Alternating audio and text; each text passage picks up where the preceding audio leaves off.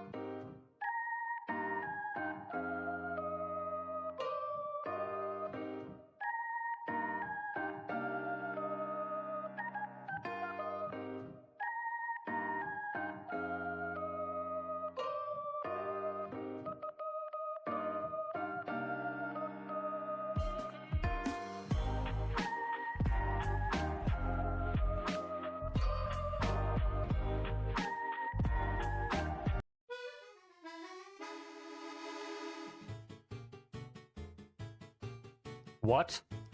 Excuse me? What? What? Hang on a second. No, hang on a second. What are you on about? Wait, that's too loud. What are you on about? What do you mean? The Lamia skippers are here. It's me and various other people. Anyways. Is this your new form? No. No, I was messing with Sunny for a bit before everyone got here. So, I've just had this open to mess with Sunny. Why is my PGR thing not working? Now it is. Why? Stop playing this BGM.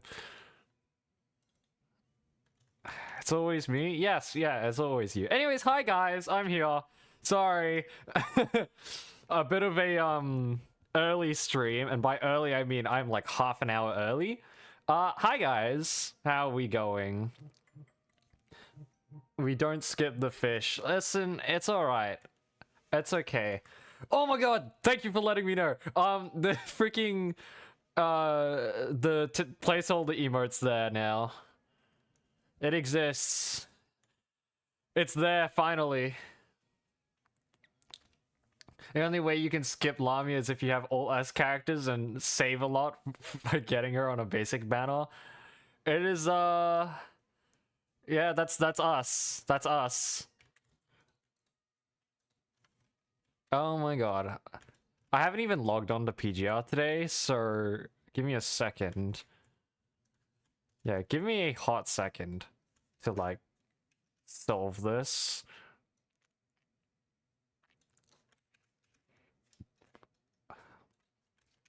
Anyways, how are we going? Hopefully we're going well. Oh my god, my setup was... Sorry, my setup's totally... I accidentally, like, basically totally changed my setup because I was playing Apex the other day. But, I'm here, and it works. We Lamia skippers here in this domain. Yeah, that's right. That's right. Listen. You don't have to get Lamia in her patch. You don't have to get certain S ranks in their own patch, alright? You can get them later. You can always get them later. Who's to say, like, me having a skip stream doesn't mean I'm, like, never gonna get Lamia.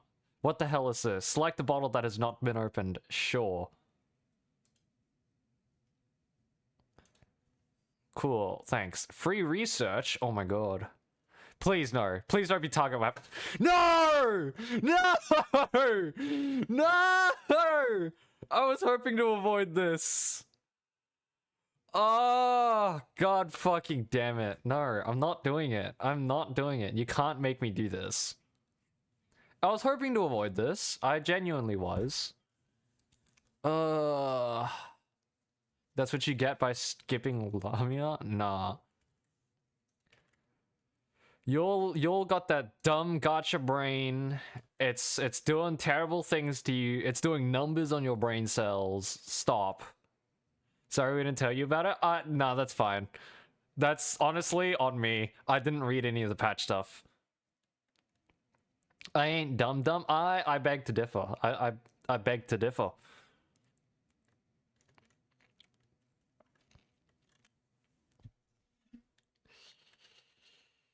Oh boy. Okay, here's the thing. Okay, I'm gonna have to do the math again. I don't want to do the math again, so I'm not going to. I feel like I'd be able to get Blackrock Shooter's 6-star anyways. So who knows? Who knows? Maybe I should spend the what's it called thing. But whatever.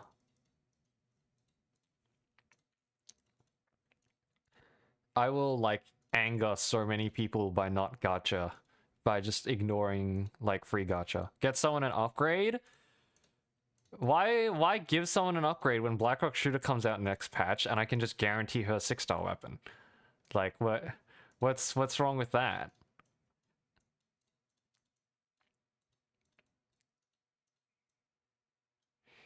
Is this not like basically the same thing as driving up the 40 pull guarantee for an S rank? You're missing 250 BC. It's more like I'm missing 7,500 black cards.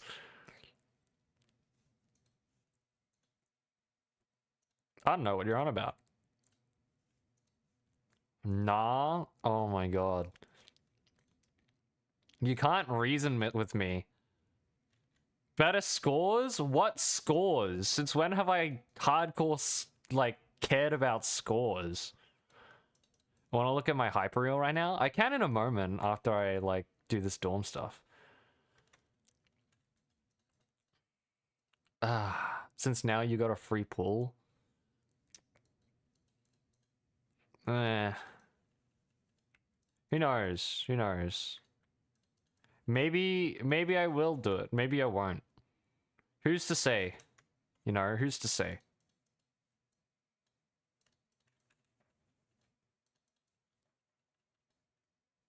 Bros try-harding dorm? I'm just doing my daily stuff. I don't know what you're on about.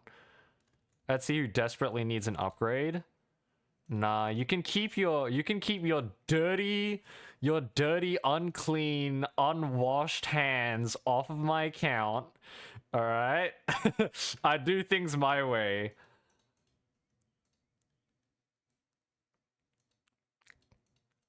I bet you don't wash I bet you don't wash your hands after you pee. I bet you don't. How much time did it take you to style dorm? To be honest, most of the dorm rooms that I have, except for maybe one of them, are templated. Who doesn't wash hands? You, apparently.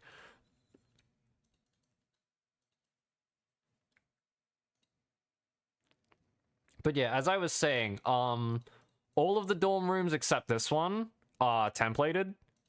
So you can literally just, like, open the menu, just make a bunch of stuff, import the template and whatever. But this one's the only one that I didn't do a template of, which I actually did on stream.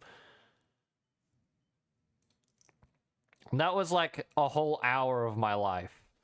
Honestly, I didn't mind it that much because it was a good way to fill some time. And this was back when I only streamed PGR and basically just streamed nothing else. So I'd say it was a good use of my time.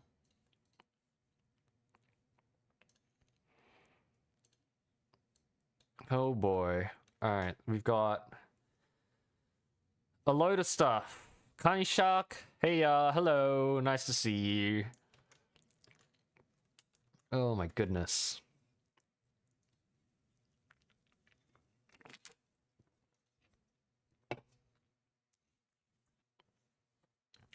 Let's look later. You can look later. Also, didn't they change the UI or something? I feel like they did. Very? Okay, no, I know this. I know this. I know about this. It's a little funky, but I don't mind it that much. I'm not like other people who just don't like change. Oh my god, I've got a... Holy crap. Yeah, sorry. Anyways, I got used to it immediately. I mean, it makes sense. All the buttons are still the same, right? All of the buttons are still the same. You've got your awakening thing, which actually, no, your awakening thing was in your levels. And in here, your levels, you still got your promote and your skills thing in here. I'm assuming they just kind of changed around the skill thing. Yeah. And the evolve is still its own bar, but now it's like sectioned off, which actually looks pretty nice, I'm not gonna lie. Don't like the memory one? What, down here? This is pretty much the same. Yeah, this is pretty much the same thing. Anyways, I took a certain someone's advice finally, and well, I have all these now after taking someone's advice.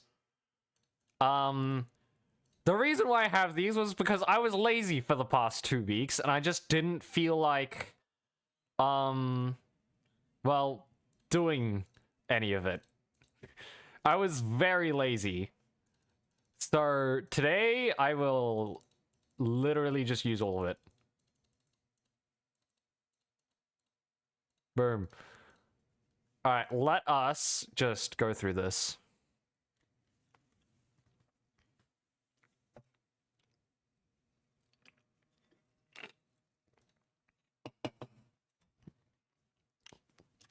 Ooh, yay.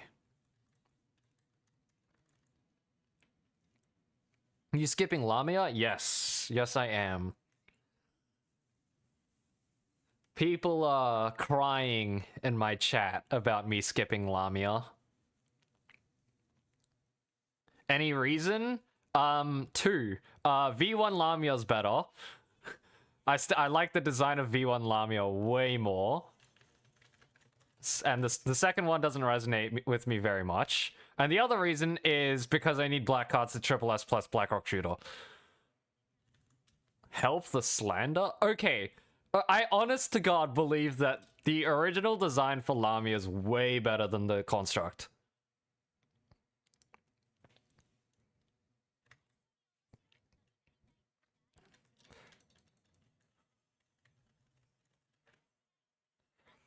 No worries. I'm Lamia Skipper gang with you. Thank you, Chen.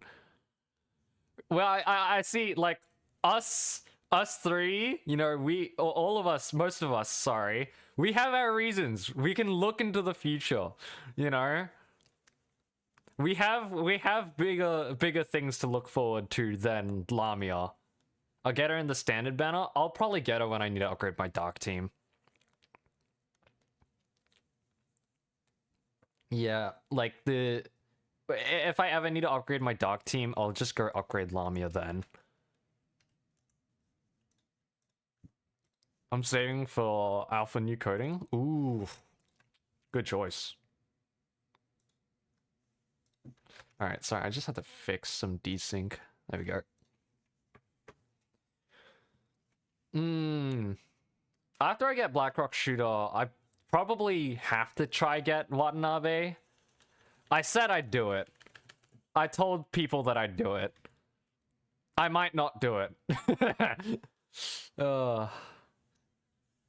I don't know if I want to get any, like, black card codings. Some, like, I admit that they're cool, but, like, none of the ones that I've seen so far, like, none of the ones that I've seen so far, I like enough to, like, get it. Since I got 21 early in Fate, I have enough to get all the characters in the coding. Ooh, nice! Lucky you, huh?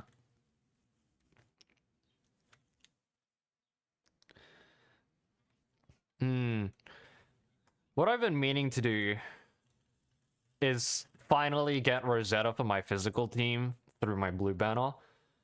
And then people, after I said that, people are like, literally Han Ying. What about Han Ying? She comes out in a bit. What about Han Ying? And I've said this so many times, and I'll say it again. I'm not a big fan of Han Ying. And everyone's like, oh my god, why are you still using Gen 1s? Gen 1s suck. Gen 3 is already out in the Chinese patch. Why aren't you using Gen 2s already? And my answer to that is, I have my favorites. I have my favorites. I love Gen 1 characters. Look at me. I literally use Crimson Abyss. Look at me. I literally use Crimson Abyss. I am a Gen 1 lover. Do I like Do I not want to use Bianca? Not really. Bianca seems pretty good. Would I rather Bianca over Crimson Abyss? Nah, not really. You know?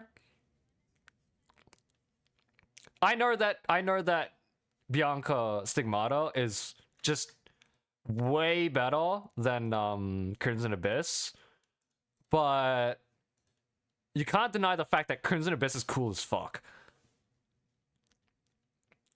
Contemplating skipping Han Ying because my Rosetta's triple S. That's fair. Imagine all the resources you have to commit to make Han Ying triple S as well. Right? Imagine how much resource you need. You might as well just stick with Rosetta, because it's cheaper.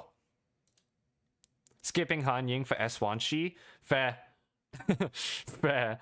S1 Shi is the GOAT. Actually, I'm wondering, hang on, I need to check the patch list and see what's coming up. Because after Blackrock Shooter, I don't know. I need to fix my ice team, which means I might need to get Shuka. But Shuka is right after Epitaph. And I'm gonna try get Epitaph, so... Yeah, I don't know about that. I don't know. It's a lot of what the hell am I doing, right? Could be literally anything. Could do anything. I don't know. I saw Blackrock Shooter in the feature, and then I was like, well, that's cool. The banner sequences are all pain. All are so good. All of them are good. I will admit, all of them are good. Now here's the thing. I know that Lucia's new frame, Pyro Earth, something like that. I know that's like Gen 3 fire attacker, but I will feel so terrible if I immediately like outclass my Blackrock Shooter. I honestly, like, as much as I like Lucia and want to play Lucia, because, well, girl hasn't gotten the construct frame in ages, I feel like I'd be betraying myself. So honestly, yeah, I would skip that new Lucia. Honestly, I might as well. I love that they kept her signature twin tails. That's true. That's actually true. She's just got pigtails. Echidelic peeps. Oh my goodness. What about Echidelic? You know what? Now I think about it, Echidelic doesn't get nearly as much love as like literally anything else.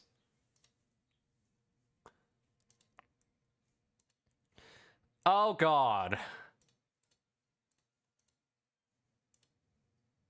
We need new, okay? When did... I'm sorry, but like, Changyu is totally left in the dust. Like, there's so many characters I want to have a new frame.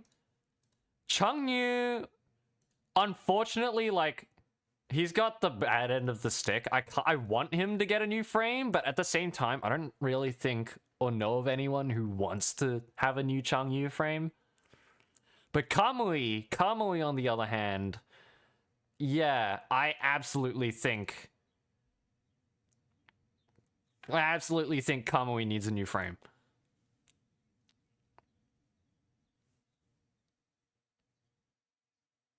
I'm a Maxiato for sure, no doubts about it. Hell yeah.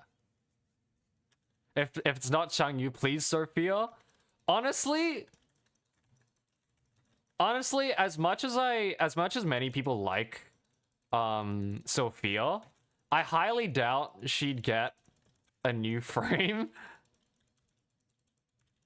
I don't see... I honestly can't really see it. Don't get me wrong, it'd be great. It'd be great if she did get a new frame, but I don't see Kuro doing it. Also, this rotation absolutely sucks. My damage is lacking.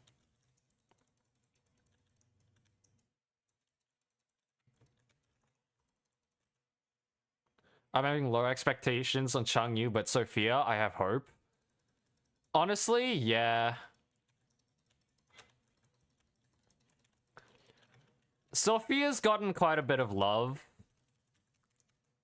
So, I honestly think if there is another or the next A rank to get an S rank frame, it'd probably be Sophia.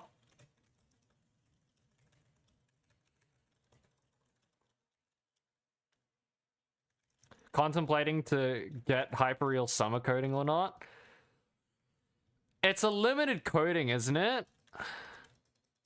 I'm pretty sure it's a limited coding, so you probably want to cop it, like, now. Listen, if you hesitate on it, it'll be gone. That's how they get you. Also, wow, my damage is absolutely lacking. Imagine having a fire team that actually does damage. Imagine having a Gen 2 fire attacker.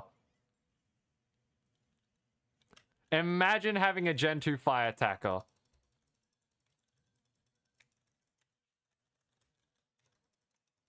It will have a rerun sometime in the future. It will have a rerun sometime in the future. But, the chance of it being soon are unlikely. You'd probably have to wait maybe at least 6 months for it. Wow, that was a terrible score. Can't wait for that to get overrun.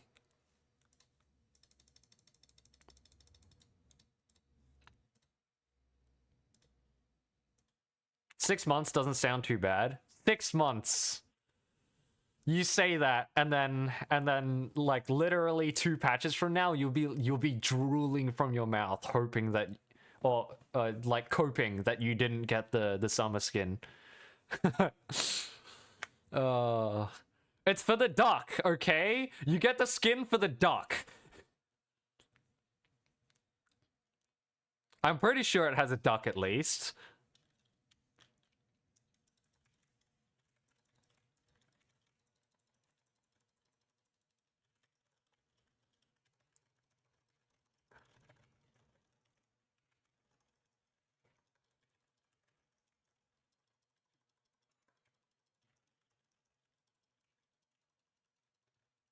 I just love ducks. Oh god. You're just like my older friend group before I started streaming. All of them are just crazy about ducks for some reason.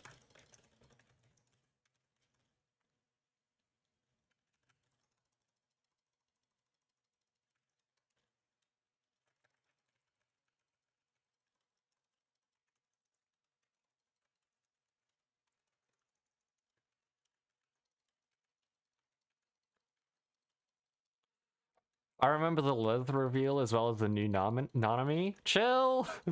Chill with that stuff. Chill. I don't want to get spoiled too much. I remember you showing me the Lilith thing though, so I already know about that.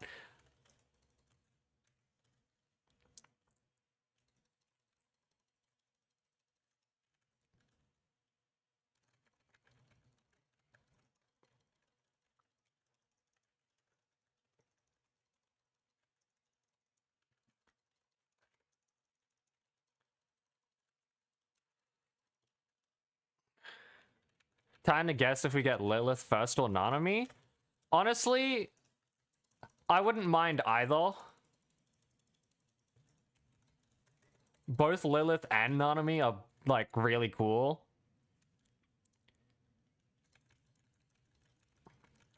I feel like I don't know. I actually don't know which one I prefer more. Because Lilith would just be new. And Nanami's just a favorite. I just like Nanami. See, guys? I don't need a Gen 2 Dark Attacker to clear my freaking war zone. Wow, that was kind of a mess score. That was a really mess score. You know what? It's fine. I don't need a Gen 2. I can still get an okay score. And then that's it. Simple. Simple as that. Stop crying.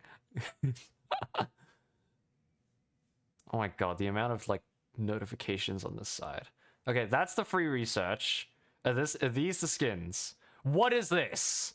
What? As long as you have fun, that's what's important. Based. Based. Can I pin that? I want to pin that. Hang on. Pin message. There you go. Boom. Wait, shit. I totally just pinned the wrong message. Wait. There we go. Meta who exactly? Alright, what is this? What the hell is this? Oh no. Oh no. Oh no. Oh no! Guys, this is bad. Oh, this is bad. Oh, this is really bad, guys. Well, it is how it is. Oh god, I'm gonna like I'm gonna like die from that. It's making you play this patch. That's fair. You know what? Okay, guys. I held this off for a little bit. This stuff, I'm frustratingly a 10 pull away from a guaranteed double S, but like, ah, man. It'd be really cool if I got Rosetta early, wouldn't it be, wouldn't it, guys, right? Right, guys? Same, but I'm out of black cards and everything. I'm not gonna spend black cards on this. Ain't no way you're gonna catch me using black cards for this.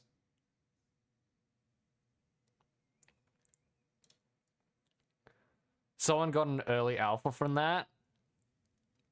I can imagine. Yeah, no early.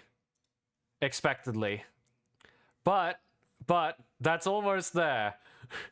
If I do the if I keep grinding it, it'll be there. My goodness. Oh god. Oh god, this is gonna happen, isn't it? I did like 5 pulls watching everyone get early Lamia. Ooh, yikes. Alright, we're on the track. We're on the track to Triple S plus Rosen. We're on it. Why do I still have a notification on here? Which one of yous is it? It's you. You.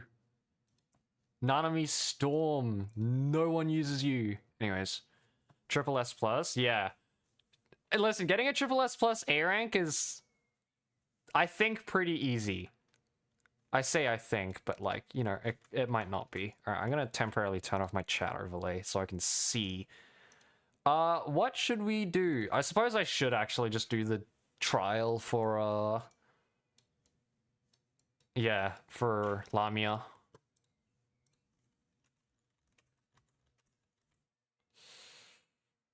Alright. Let's see. I'm happy my Wanshi Hypnos is already at Triple S plus. Nice. 44k BC, and how many premium tickets do you have? Premium tickets? As in, just like, what, yellow cards? I don't recall if I actually have any at the moment. What the hell is this move kit?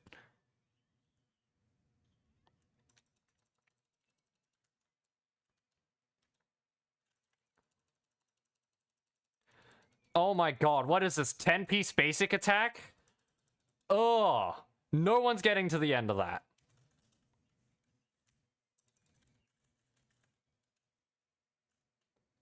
Okay.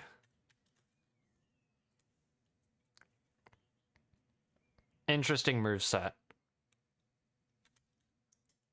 Okay, yellow and blue out of ult and blue and red in ults. To be honest, really hated that they changed a VA. Yeah. I'm rather disappointed in that.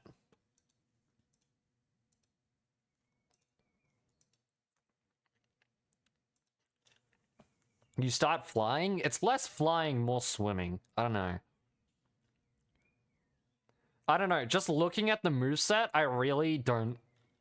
I don't really like this. Alright, primary 4 ping orbs will grant fathomless points. At full, she needs... When it's full, she needs to cast special orbs to reset her fathomless points before gaining special orbs again. Torrent. When 2 torrent orbs are present, they will merge into a tidal. Oh, wait. When pinging tidal orb... There we go. Enter Dark Tide. She'll only cast blue or red. Upon blue 3 orbs, she'll unleash multiple strikes. Okay, yeah. After pinging 3 signal orbs, enter tidal form. Basic attack.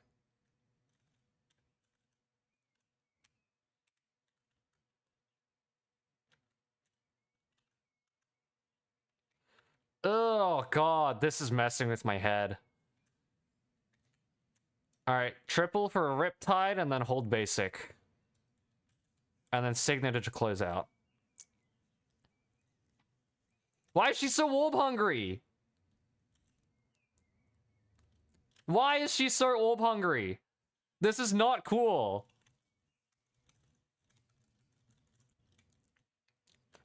Riptide, press and hold basic. I am. There we go. And then resig. God, this is messing with me. It moves so much. This game looks sick. Hello, Fallen Symphony. Haven't seen you before. Welcome. This is the Punishing Grey Raven.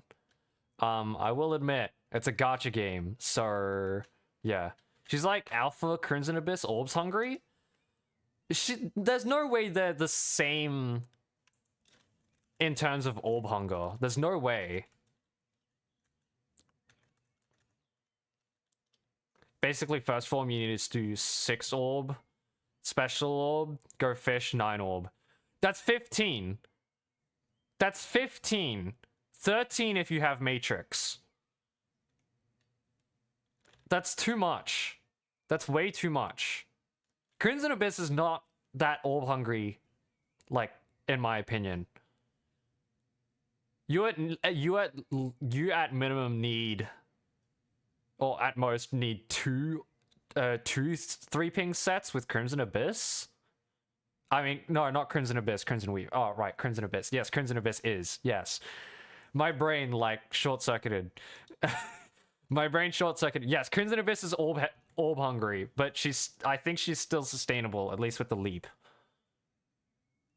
She's not as orb hungry as this Lamia, though. 15.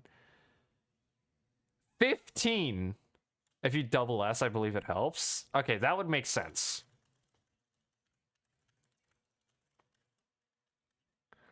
Question is, does Lamia Matrix when she enters her ultimate?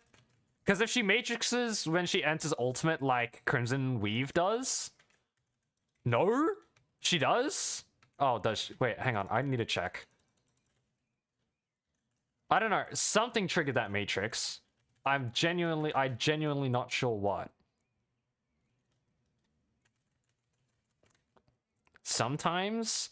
I think it's from her activating... Okay, wait, let me check. Okay, it's from her activating the what's-it-called? Her, freaking... I don't remember what it's called, but her Torrent Orb? I think her Torrent Orb activated Matrix. I don't know, I can't read her description. Actually, you know what, I'll open Grey Ravens. Alright, let's see. Torrent Orb. Core passive.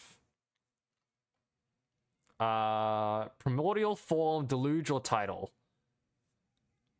Let's see. Actually, let me just control F, matrix. Here, it's a weapon. It's a weapon. Her in-slot 6-star weapon triggers matrix on title orb.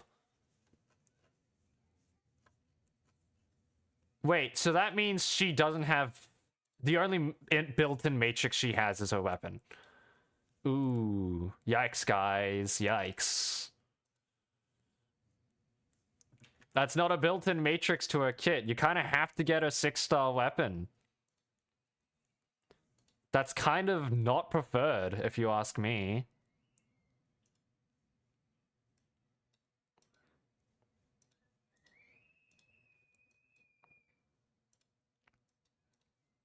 I mean, she's also good as S rank then? Yeah. She's probably good as base S rank, but don't know. I'm still pretty keen on not getting her. I'm just not very interested. Too many iframes is annoying. True.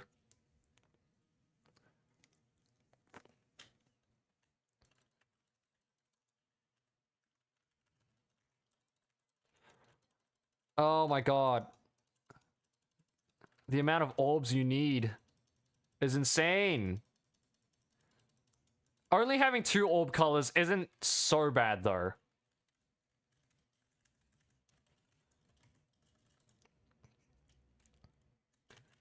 Yeah, 2 orb colors in alt form is fine.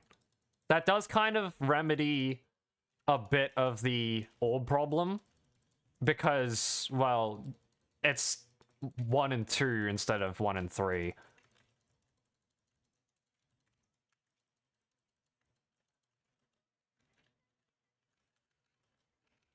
I hate, but I feel like Lee has the highest amount of iframes. Hyperreal... I don't... Iframes in general, yes. He 100% has the most.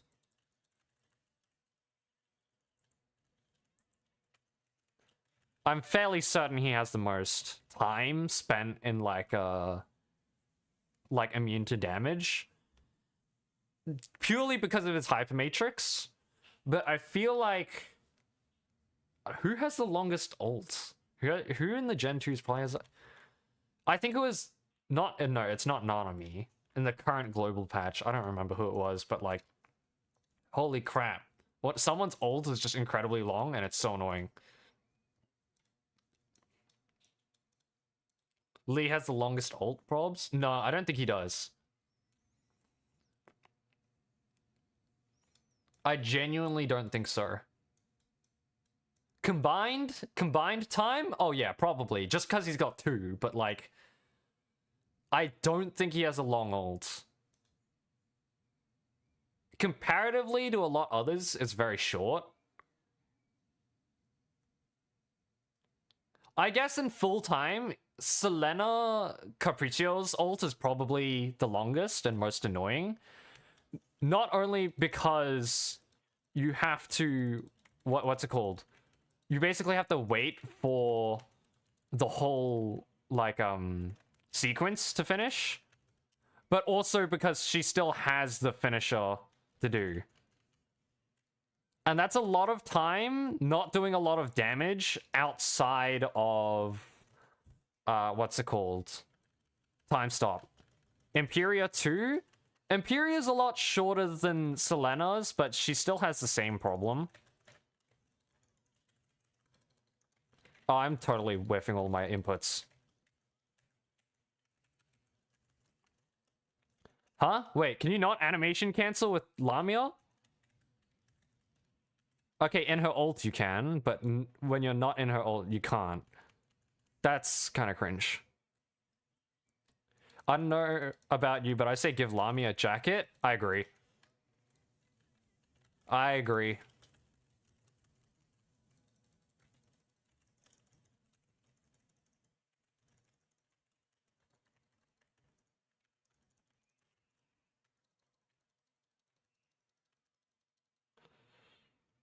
Alright, there we go.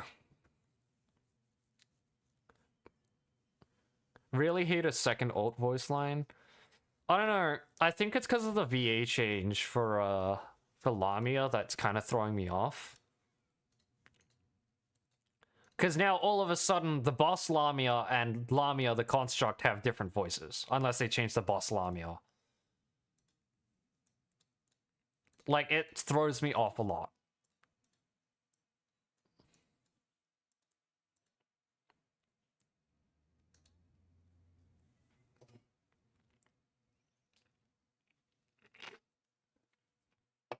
I was used to the old one. Yeah, the old one was a lot better.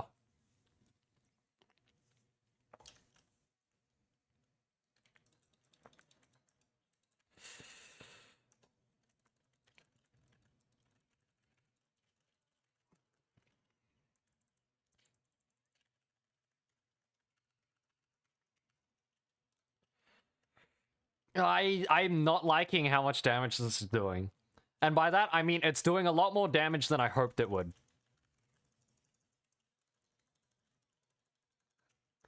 I don't know if it's just because it's a special trial unit, and this has like special bonus rules for Lamia, or if Lamia is just actually gonna be this strong.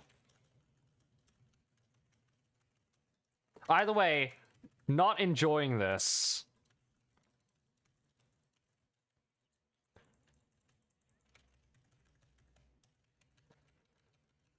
I don't know, this rotation feels a little too fixed. And it moves too much. It moves way too much.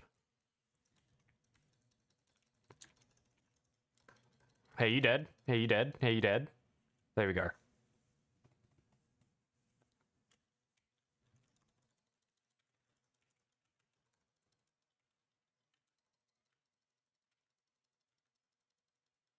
It's baiting you to like her and to pull for her? Yeah, I'm still not getting her, though. My heart is set.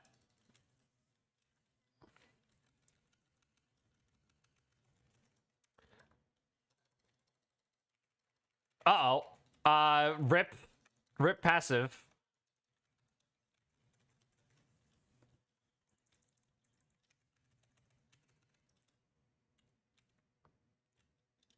Keep resisting, Ernie. We Lamia skip a gang. Yeah, I'm not... I don't know how many times I gotta say this. I'm not gonna get Lamia. Like, yeah, sure, she's strong. I don't find, like... I'm already struggling to enjoy playing her. But it is so, like, painful. Like, the amount of motion there is, like, I feel sick. Wait, we have Guild Expedition. Oh no.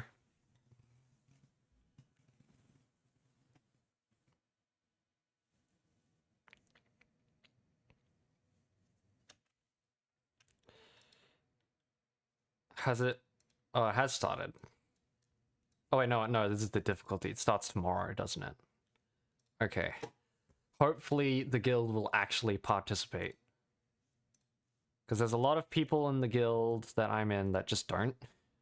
Which is a little frustrating.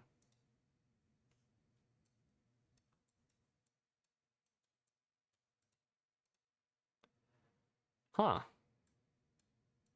The Vanguards now have just their own icon, little icon now. That's gonna like throw me off a bit, I feel like. Okay.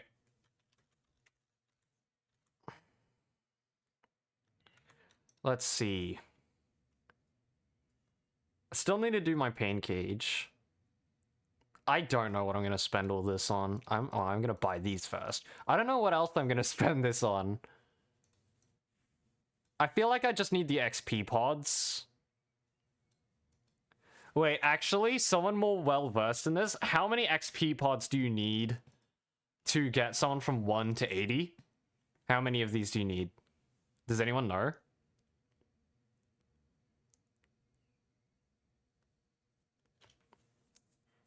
I'm genuinely not sure how many I need.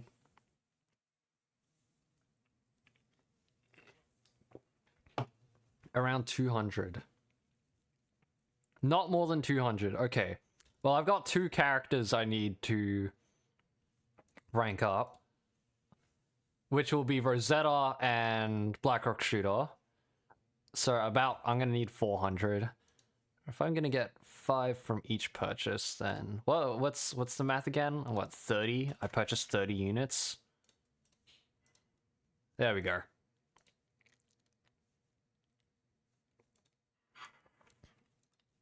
Ice clear. Uh-oh, gang. This is bad. This is gonna be really bad.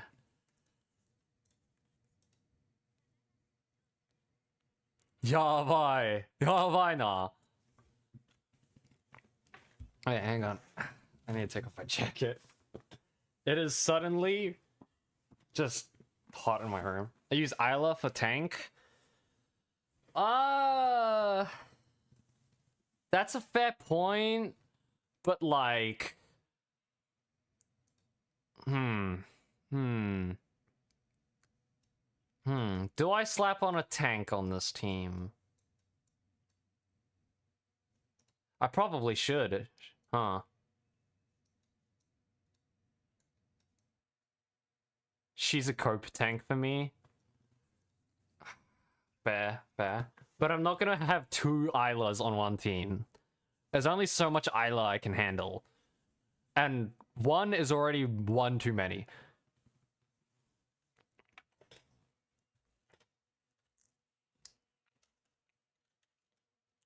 Ultimately, I'll get a terrible score nonetheless.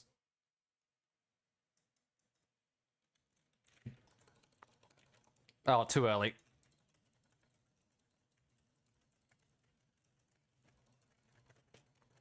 I probably should have swapped the Collider first. But, you know, it's okay. It's only rank 1.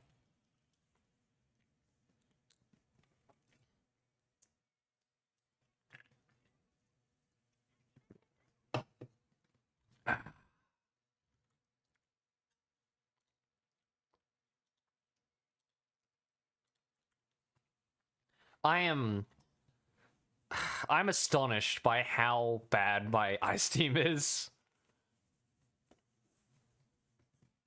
Okay, I will be honest, ice team has not really gotten anything. There we go.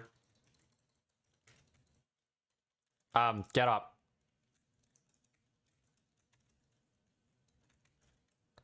You know what? It's fine. I won't do a max stack ult.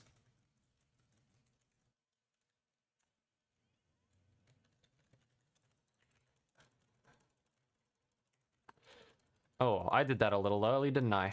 You know what? It's fine. It's fine. Everything's fine. Everything's okay.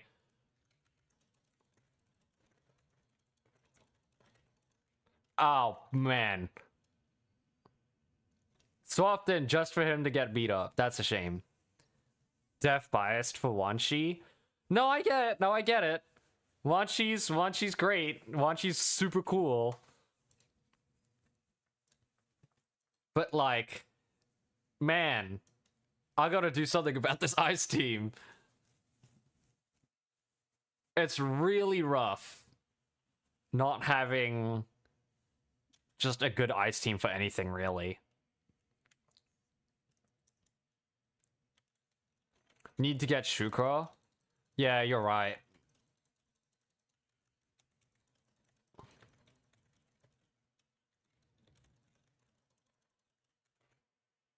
He has him, I think? No, I don't have any of Chu's frames.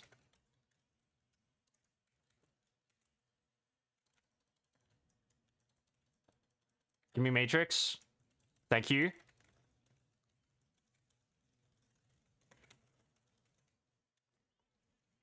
Only 2 bars? Really?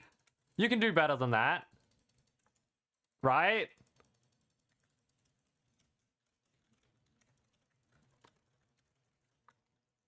I just realized Arnie doesn't have Chrome Glory? No, I don't. I do not have Chrome. What is your Ascension for Kaleido? Ascension? What's Ascension again? Collider. I need to go find my Collider. Huh. She's only still 1S, full hyper-tuned. I feel, yeah, okay. I feel like this is...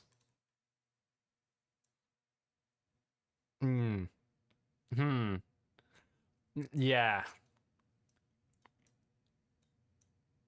That's why her damage is a bit on the low side. Yeah, it is.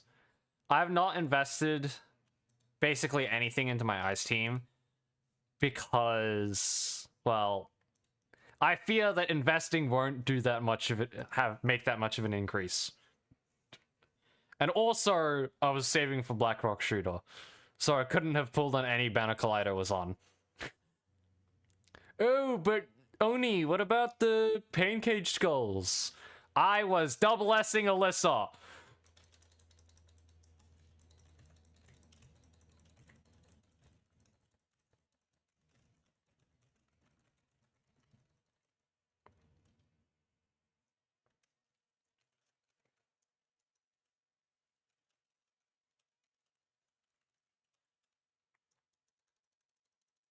Come on, give me a yellow orb. Give me a yellow orb. Just give me a yellow orb. Fuck!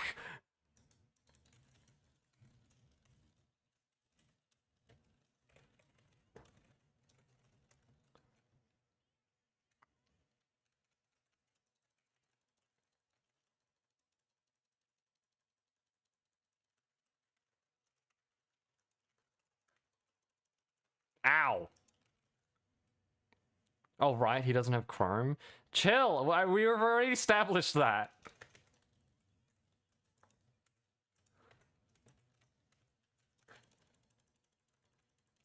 Give me red! That's fine. It's not fine. Everything is bad. Nothing is right. The world is wrong, and there's nothing we can do to fix that. I'm kidding. No, I'm kidding. Of course I am. Ugh.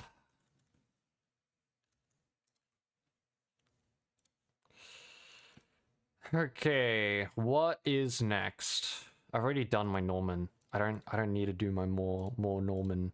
I'm gonna like cry over Norman. No, I'm not gonna cry over Norman. Screw that. Alright, we've got plenty of content to go through. We've still got lots of story content. We've got event content to go through. What is this? Oh god. Oh no. Alright, cool. Let's do it. Is this a date event?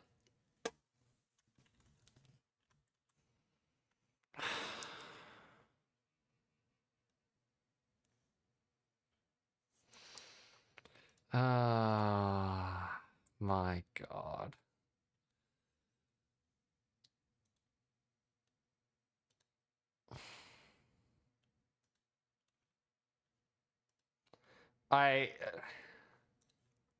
No.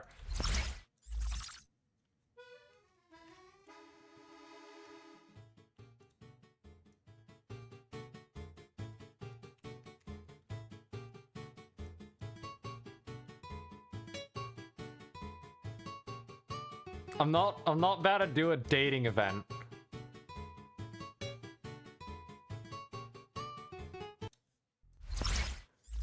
I am not about to do a dating event. I refuse. I simply refuse. Cause that's so boring. Like, okay, I understand like people enjoying it, but like I can't stream it because I will find that so boring. I will but it's BC. Oh my god. I can't. My brain is so... Oh. How are you guys gonna feel if I press the skip button? Also, these skins, holy shit. I don't want to go through this right now. I don't want to go through a dating event right now. That is something I wish to avoid.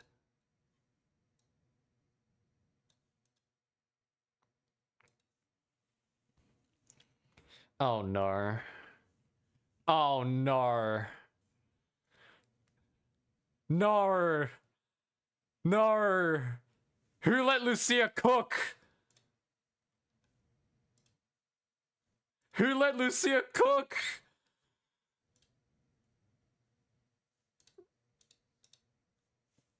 Let her cook. No. She's worse at cooking than May is. And May is awful at cooking.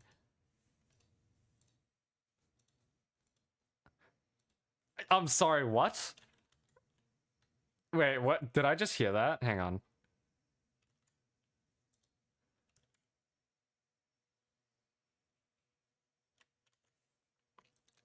I'm not the only one who just heard that, right?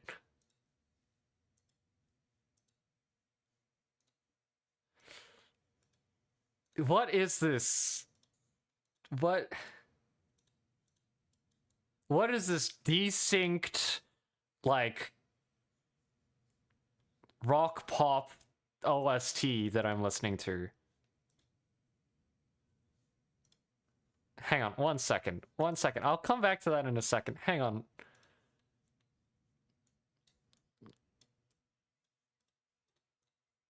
What did I just listen to?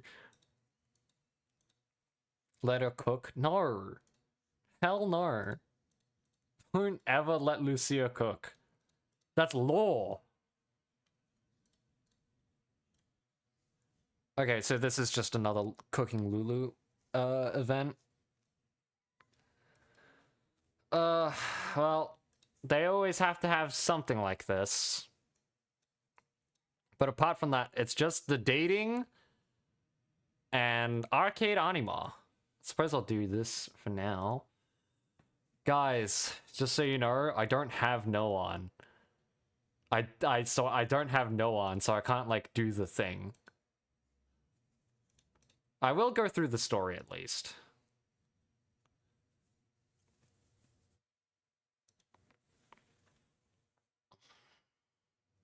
You have someone though? You have us? Oh my goodness. What do you mean you don't have Noan? I don't own Noan. I don't have his frame. Alright, am I reading this? Yeah, I'm gonna read this. 1 second.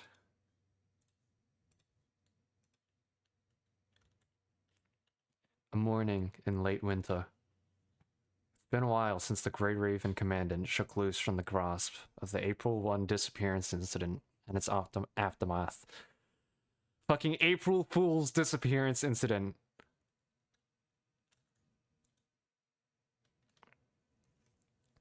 However, the same thing happens again with Dark Aries. Noan is sitting in his lounge when he realizes that Simon has been kidnapped. Oh my guy, Simon. Why does Simon always get the shit stuff?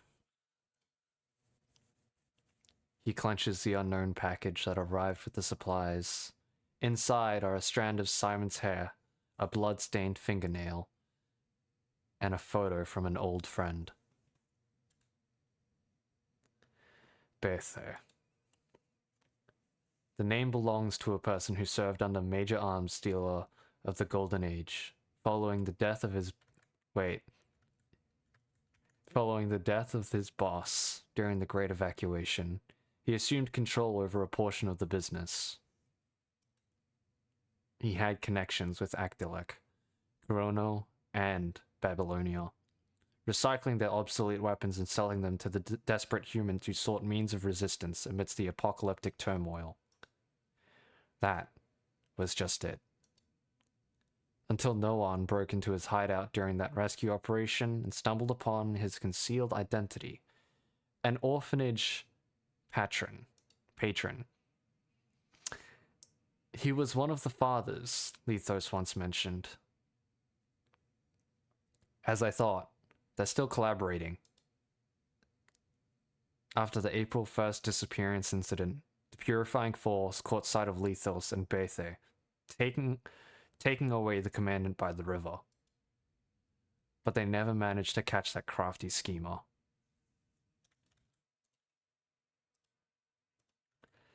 Now, the meaning behind Bethe sending this photo, along with Simon's hair and fingernail, becomes evident.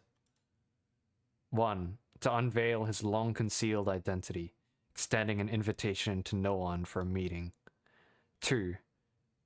To indicate Simon's current condition, forcing Noan to show up alone. And his intention cannot be more clear. Lethos. To that ascendant, Noan is regarded as a fitting experimental material, suitable for the Ascendant's forthcoming plan. Those test reports about Noan, mentioning a highly stable mind and being adaptable to specialized frames, played out like a cruel joke, attracting the attention of thieves who would steal away people's lives. Just like the criminals of the past who illegally trafficked humans, they only value the worth of this body, regardless of whether it is Noan or not. This isn't the first time. Even for those people, a single life as mere material is insufficient. They also seek replicas of the original. They saw me by the river, where the commandant disappeared? Right. But I didn't leave the clean zone all day. How could I possibly show up there? Did you use some sort of cloning technique? Becoming a ninja isn't part of my career plan. Real.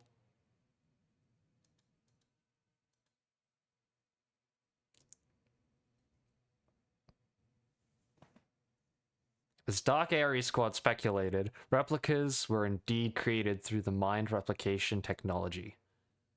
Yo, Noan's back? Insane? Huge? Never used before? Literally unused art? Since when did they use this artwork? Since when did they have this artwork? Like, what? Like, damn, they have a picture of his back. That's crazy. Since now, apparently. Yeah, and never again. The thieves of life orchestrated an accident, secretly taking him to the lab under the pretense of an examination. It was there that they created 8 replicas of his mind.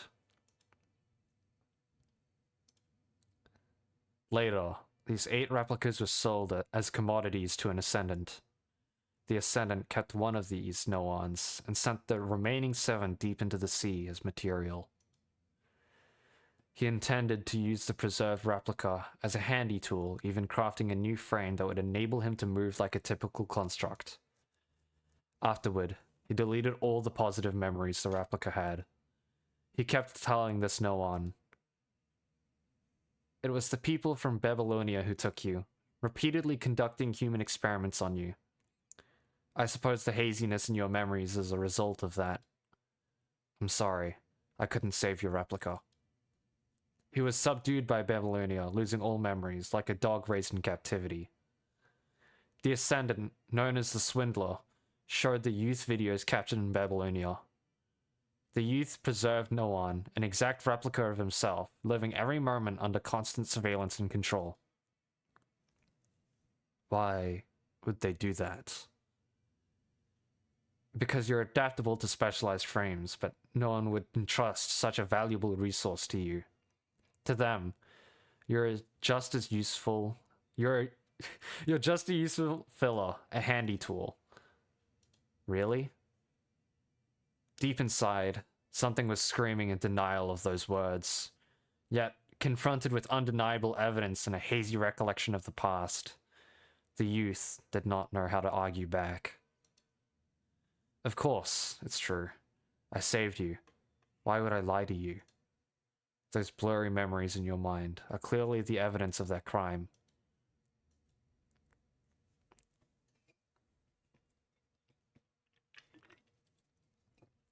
Despite being unable to fully retrieve his memories, he held a strong desire to do whatever he could, just as he had done in the past.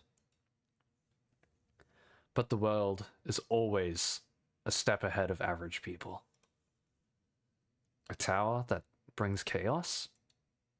Yes, very soon.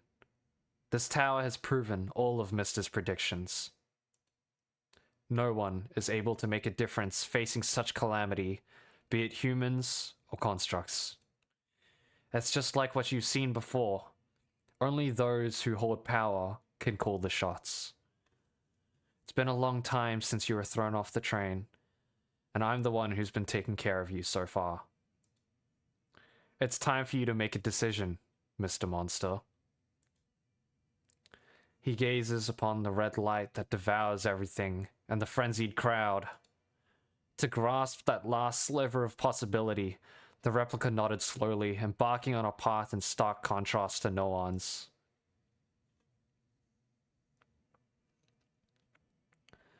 On the night, he became a transcendent, helping Lethals take down their first base. The youth, drenched in crimson, trudged along the tracks amidst the heavy snow for a long time. Lethals told him the attack was to rescue people taken away for experimentation. Yet, he still sensed a fragment of the veiled truth. It was too late. Bodies lay lifeless on the ground, silently condemning his actions. I was wrong. Nothing was wrong. From what he had remembered so far, those close to him had all exemplified a common trait. In order to acquire the power to resist, one must align themselves with those in positions of authority. If that was truly the right path to follow, where did this soul-crushing pain come from? No matter how many times he asked himself, he couldn't find that answer left behind in oblivion. Just abandon everything here, and with death, apologize to those innocent lives that were lost. The monster who lost his name stopped in his tracks, yearning for the train to hurtle past at that very moment, crushing his battered body and taking away all the burdensome regrets. Just run away like that. As his soul shattered, the youth released his clenched fists, seeing those familiar faces dissipating into the snow. No, I can't. I still have those memories. Memories they left behind. The one and only thing he had. If he gave up his life here, the convictions of the pioneers would fade into oblivion along with his death, forgotten by all. They, too, walked down this path, bringing harm to countless innocent people for the final victory. Let me complete what I refused to do back then. The young man ignited a candle lamp, stepping into the never-ending snow with indelible resentment and doubt. The very same candle that his mother had taken from a box of miscellaneous items when he was 9. That night, the lighting and temperature systems in the train were damaged during another riot, plunging everything into darkness and bitter cold. The mother hurried little Noan into bed early, while she and Rachel sat at the table, chatting by the candlelight. I never thought you'd keep something as old-fashioned as a candle. It was left by him. Upon hearing Julie mention her husband, Rachel let out a sigh of resignation. Every time I see this, it reminds me of those who couldn't make it onto the train.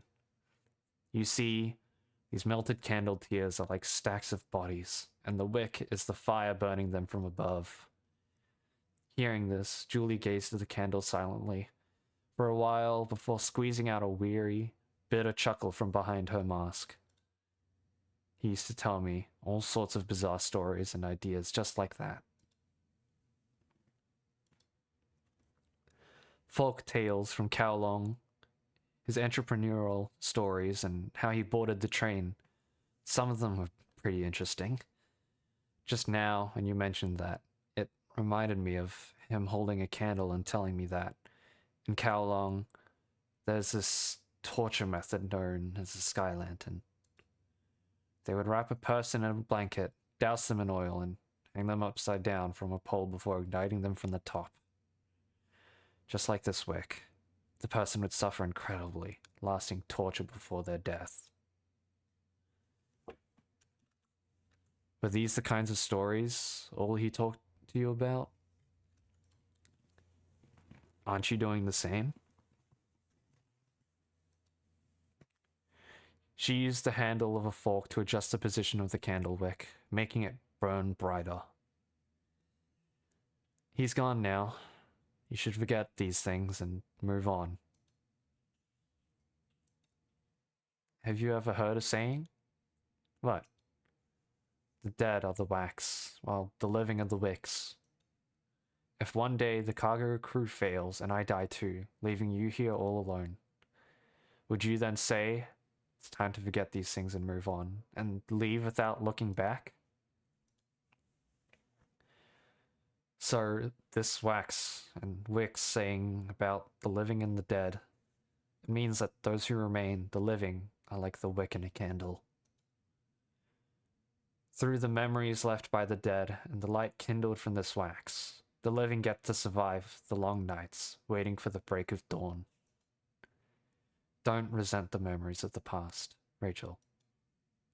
As survivors, we are always guided and protected by the memories of the dead. And at the same time, enduring the burn of those memories.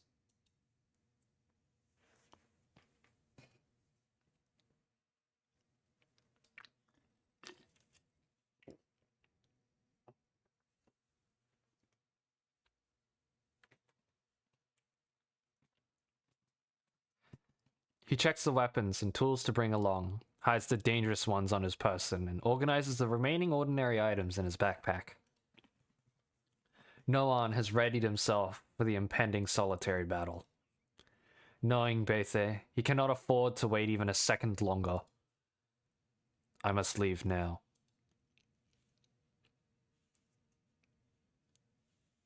However, contrary to his intention of taking on this solitary mission, just a street away from the lounge, Noan encounters an unexpected person. Noan? The commandant stands under the winter sun, greeting him curiously. Good morning. What brings you here?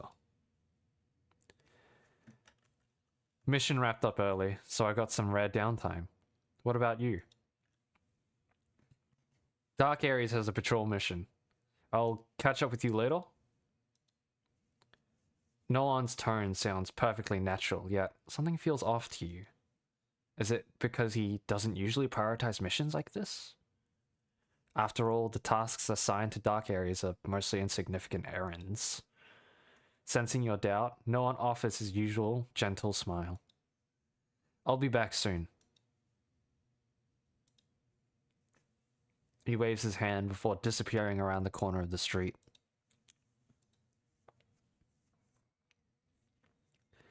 Ten minutes after the young man left, a notification sound suddenly comes from the terminal. Asimov? Where are you now? You're near the Dark Ares lounge? Well, what's up? I was hoping you could help me collect a sample, but it's pretty far away from your current spot. If you're free, could you help me check if no one did anything with the mind monitor? I'll send you the blueprint for the examination. Is there anything wrong? The data submitted in the past few days has been kind of abnormal. Couldn't get any useful information by asking him. Alright, I'll ask him when he's around. You can go straight there. The tracker on his bracelet shows that he's in the lounge. Asimov hastily ends the call. In the lounge? You gaze in the direction where the young man disappeared, and then an area where Dark Ares lounge sits a street away. A sense of foreboding washes over you.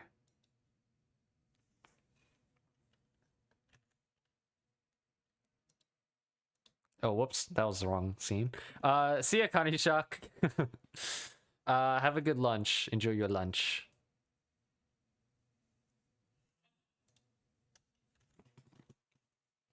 After climbing onto the rooftop, he avoids the usual patrol routes of constructs and machines, steering clear of areas under surveillance. Taking twice the normal time, Noan finally makes it near the exit.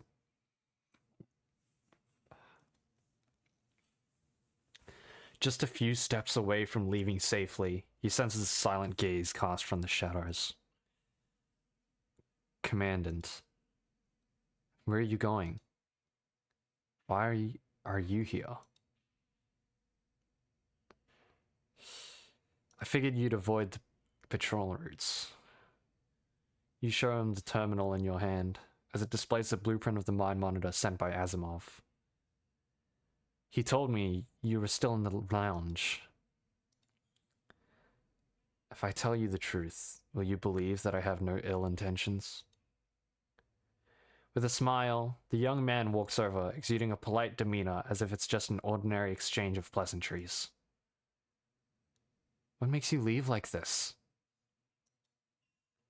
Commandant Simon needs my assistance on something outside. As Noan speaks, he raises his hand.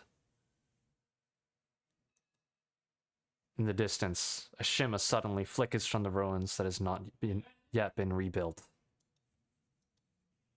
A bullet grazes Noan's arm and lodges itself into the ground just inches away from your feet.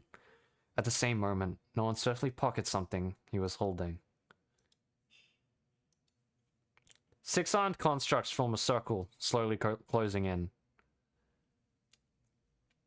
Noan of Dark Ares, you are forbidden from approaching the clean zone exit. Put down your weapons and move away from the commandant. Comply immediately, and there may still be a possibility of leniency. Purifying Force? Purifying Force wouldn't open fire without warning. If you have doubts about our identity and approach, you may file a report with the management later, but now we must proceed with the arrest. Arrest? But I have something urgent to attend to. He mutters to himself, surveying the constructs surrounding him. You are unauthorized dismantling for the monitoring bracelet and approaching the clean zone exit without permission. We have sufficient reason to terminate you here. Commandant. Releasing his grip on the human's arm, he takes a quiet step back, and his hand poised to seize his weapon at any moment. I repeat, raise your hands. Wary of Noan's movements, they close in on him step by step. I have to leave the clean zone. Starting a fight here would definitely cause injuries and escalate the situation. He speaks to you with lowered voice. Is it about Bethe? Noan nods.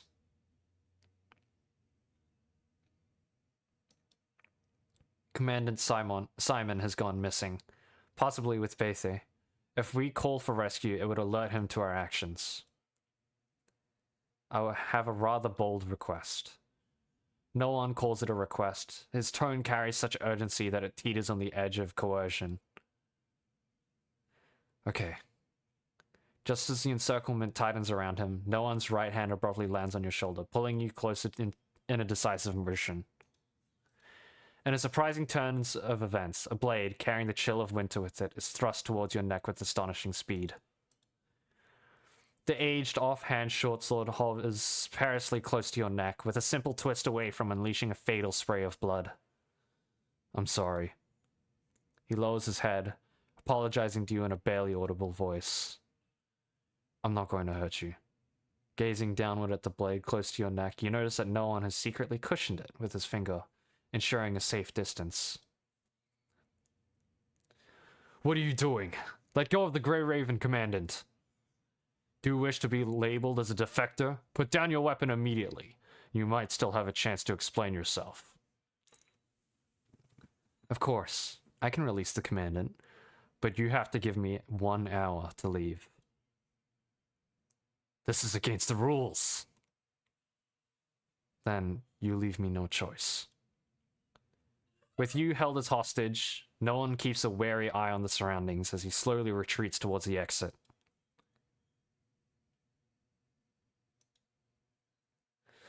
I'm warning you again. Put down your weapon and come with us. And I will say this again. I have something urgent to attend to. As Noan is about to escape into the labyrinth streets, the construct standing at the rear makes a negligible gesture. With all the attention fixated on the encirclement, the two fail to notice this detail, and a lethal danger strikes in just an instant. Commandant! Unable to release the sword in time, Noan instinctively embraces the person in front of him, using his own body as a shield against the bullet. But his action proves to be just a fraction too slow.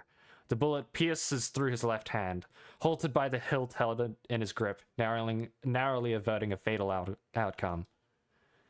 At the same time, a sharp pain shoots through your neck as Noan's hands tremble. Your blood from the wound, mixed with Noan's vital fluid from his palm, leaves a crimson stain on your collar. This operation goes far beyond a typical defector arrest. Had Noan not turned at the last moment, the bullet would have found its mark in your chest.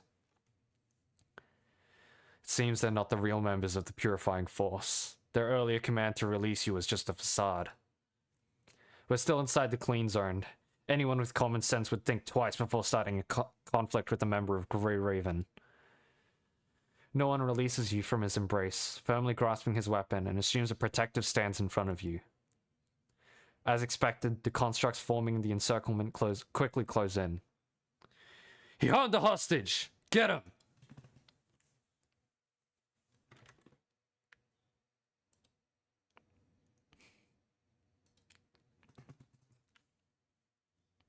All right.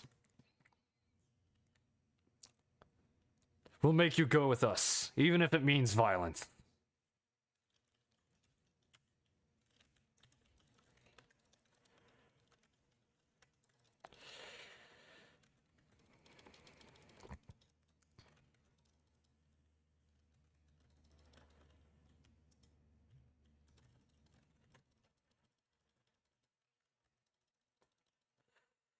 Ah, man, I miss this. He never wants to hurt us? Okay. I don't think that's just a Noan thing, to be honest. I feel like a lot of people in Babylonia don't really want to hurt the Grey Raven Commandant. You know, them being really reputable and whatever. Let's get out of here ASAP.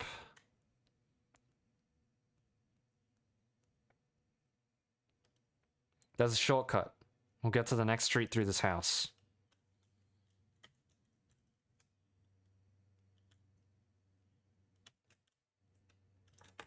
Oh my god, the hit's done. Please, please, please don't fucking hit lock me. There we go. Get out of here.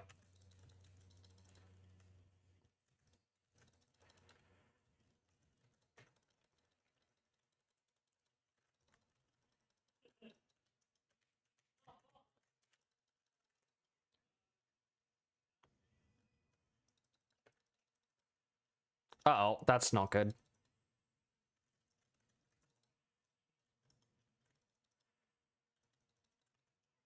Get out of here! Let me leave!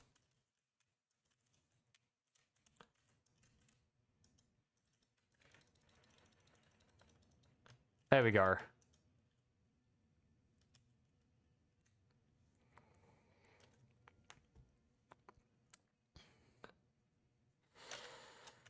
Oh man, there's a lot of guys.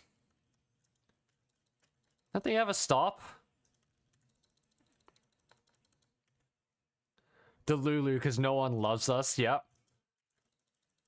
Nah, he totally does have feelings for the commandant. You can't tell me otherwise. I know he does.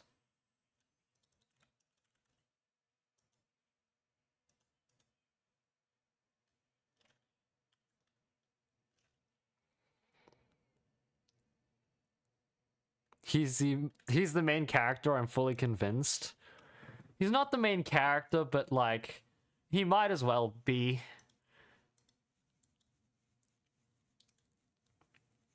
Oh my god, I probably shouldn't read that. That's a little bit of spoilers for me. Oh boy. Only fueling my Delulu mind thinking that no one has feelings for the Oh my goodness. Nah, he totally does have feelings.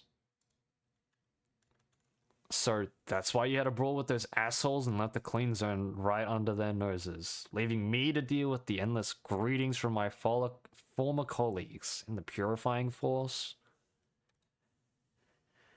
Having evaded numerous pursuers, you two found the motorcycle Noan had prepared beforehand and a few miles away from the clean zone and now racing towards the destination. It's best to keep the number of people involved to a minimum. Acting rashly can easily jeopardize Commandant Simon's safety. What an old-fashioned way to kidnap, and with cliché threats. I already warned him that trouble was brewing and saw him make some preparations. Things shouldn't have come to this. It's likely someone close to him who caught him off guard. Lillian's terminal is dead. Either she's been nabbed too or she's the problem. More likely, it's both. Jumping to suspect your own teammate right off the bat? People's hearts can be very unpredictable. It's only logical to suspect the one who would have the most convenience in pulling off such a move. Besides, she asked me a weird question last month.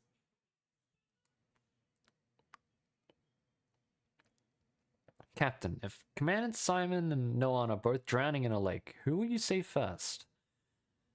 This lake you're talking about, is it near my house? Yeah, I guess. I'll move somewhere else. Cold-hearted, Palmer.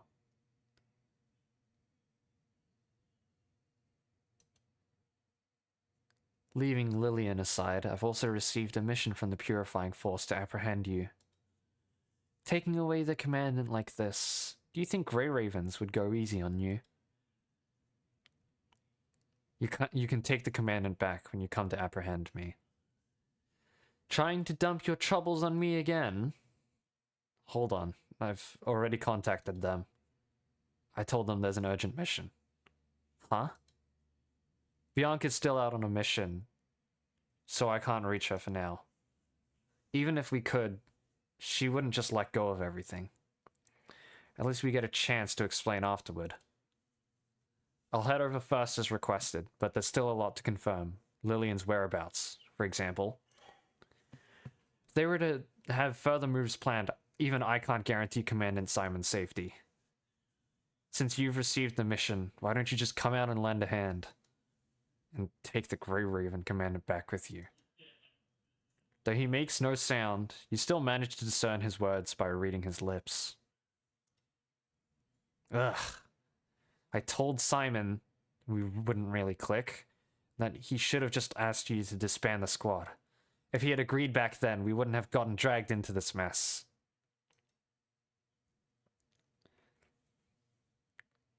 Those old bones did it on purpose. If they really wanted Dark Ares to bounce back faster, they would have assigned us a more aggressive commandant. Superficial compliance doesn't work in the long term. Trust him a bit more. You're telling me to trust and respect someone who, despite being warned beforehand, still fell right into a trap?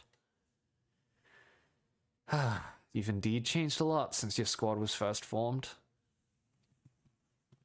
Considering Dark Ares' current situation, no one's probably gonna come to our rescue.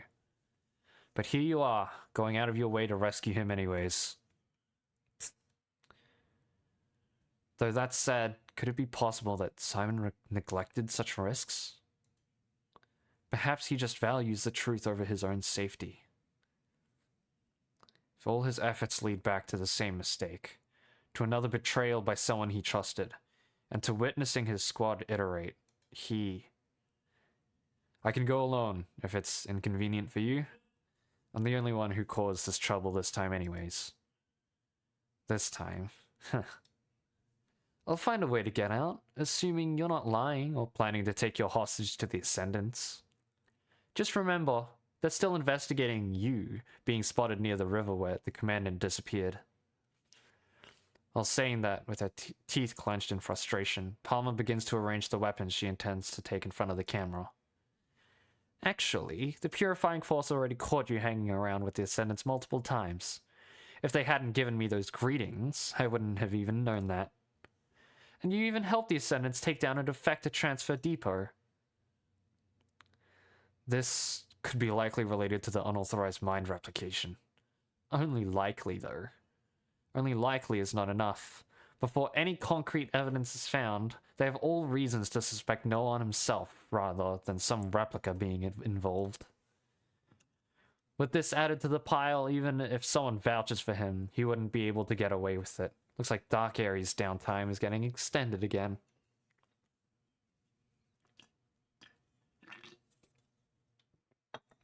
Palmer's voice carries a weighty undertone of suppressed rage. Just how much longer do we need to wait before taking on actual missions? If I recall correctly, it was you who didn't meet the team coordination criteria in the virtual combat during the last assessment. Suddenly, a profound silence descends upon the other end of the call. As a howling winter wind persists, no one's cape is caught in its grasp, fluttering against your face in the back seat. It will only take some practice to fix that, but the mess you're in isn't going to be solved that easily. The higher-ups have made their intentions pretty clear.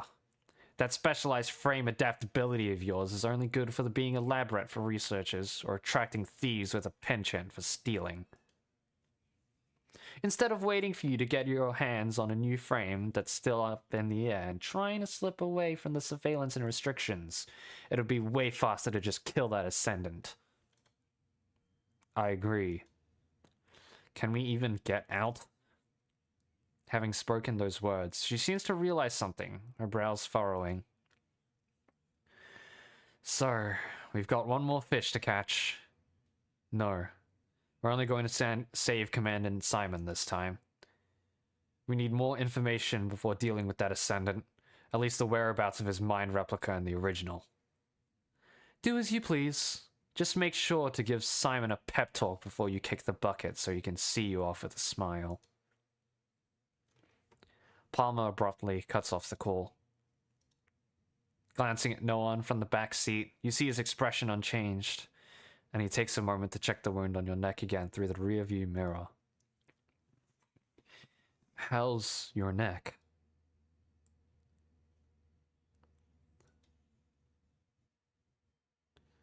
This is nothing to reconstruct.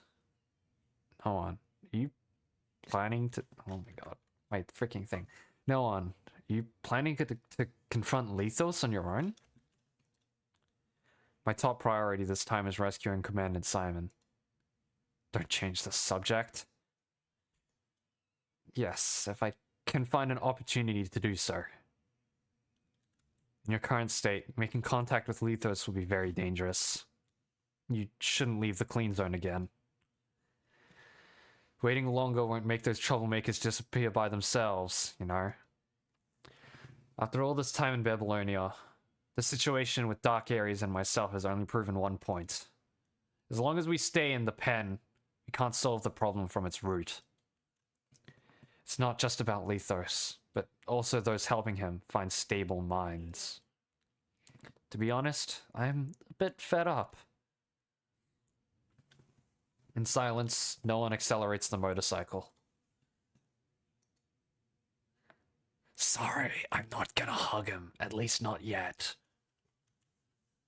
Dark clouds slowly engulf the afternoon sunlight, and the biting wind intensifies. You really shouldn't have come out with me. Without a witness, you'll only end up being wronged. We'll reach our destination before it gets dark. If Captain Palmer leaves now, she probably won't have to wait long for us. Alright. I wonder how Commandant Simon is doing right now.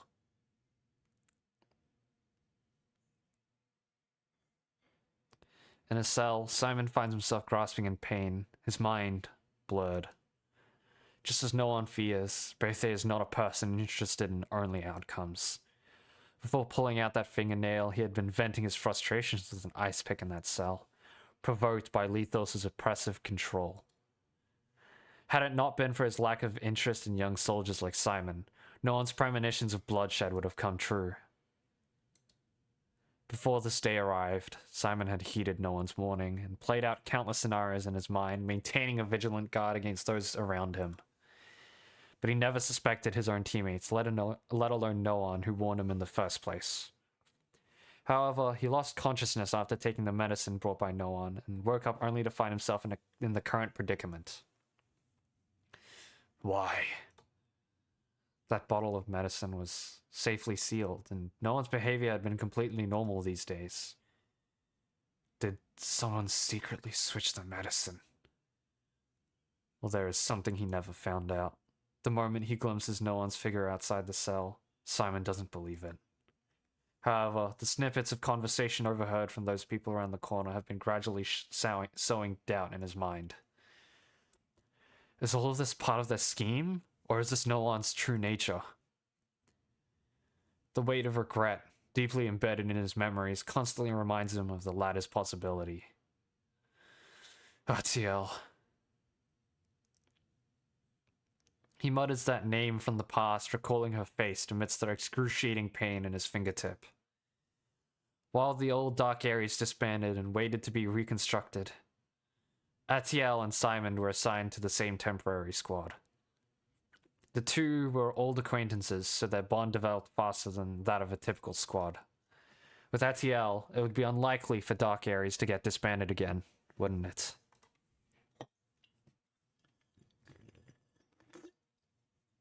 They made a promise to each other. Once the mission with the ARU ended, Atiel would submit an official application to join Dark Ares. Sure, since we get along pretty well. She said that with a smile, tenderly caressing Simon's back as he vomited. You think I've got something on my mind, but everyone does, right? If you really want to know, I'll tell you after this mission ends. How about that? But when the mission at hand ended, what awaited him was only news of her betrayal and death. Atiel used to be part of the ARU. She joined this mission seeking revenge. Revenge? You mean Atiel?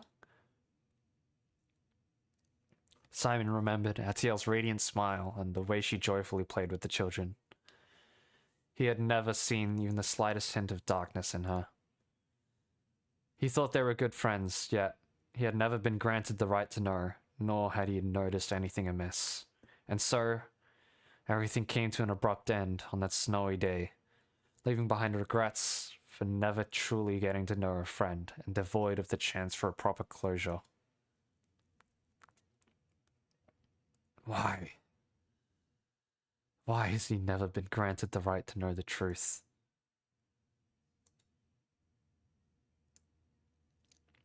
Before his consciousness completely slipped away, Simon had a dream of winter.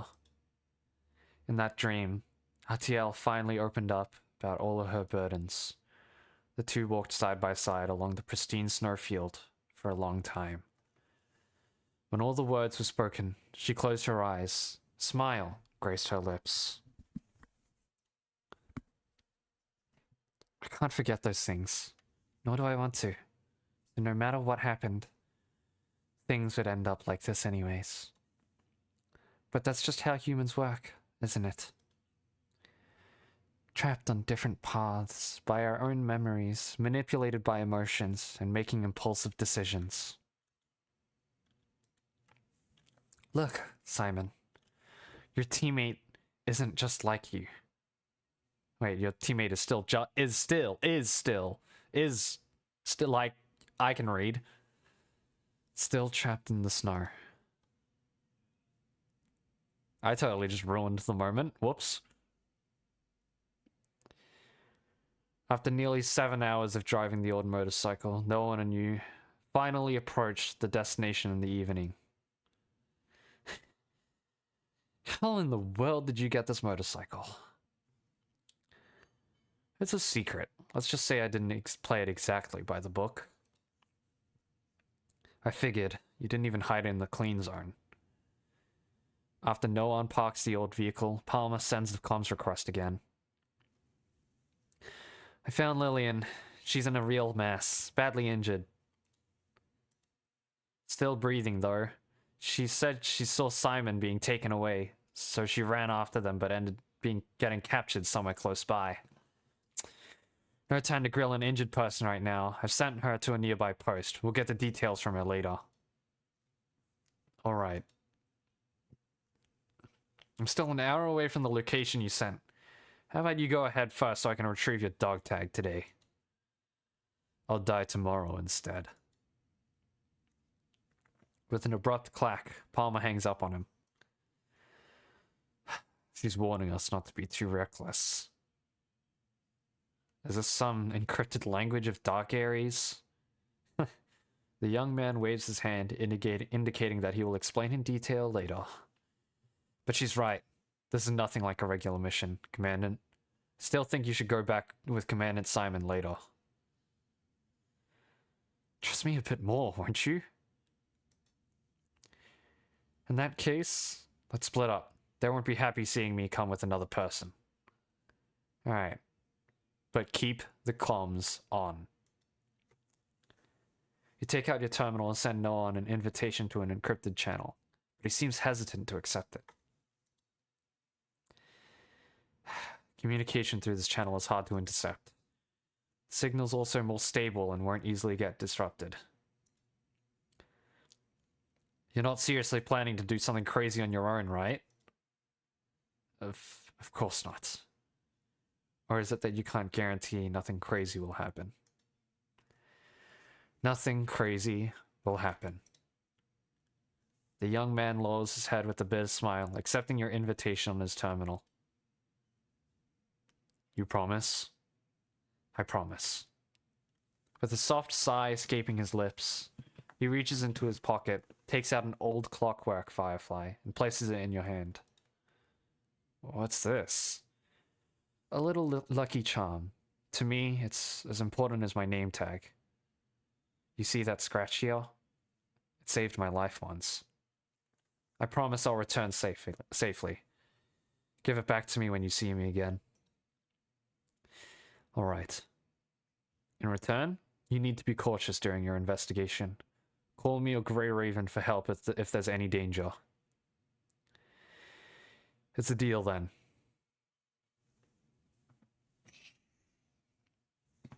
As the dim sunset falls behind the clouds, taking away with it the remaining light from the surface, Noan sneaks around the recorded address and makes his way into the nearby ruins.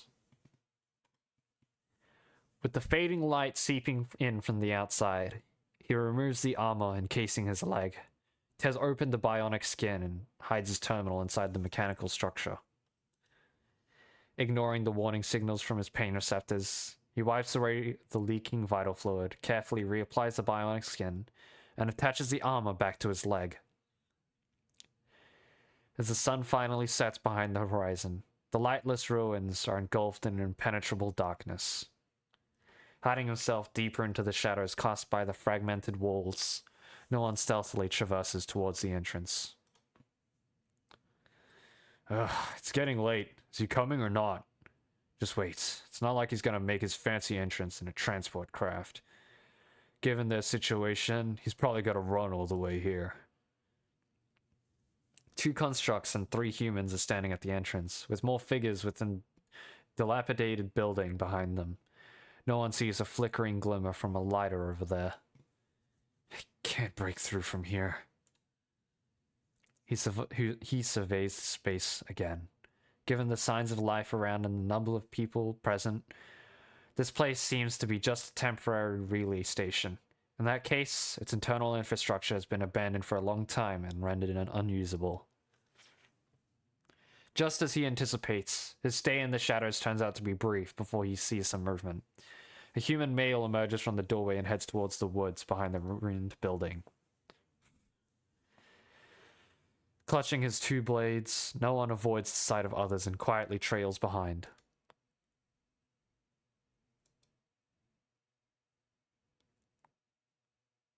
The man makes his way through a thicket and looks around before stopping in front of a big tree.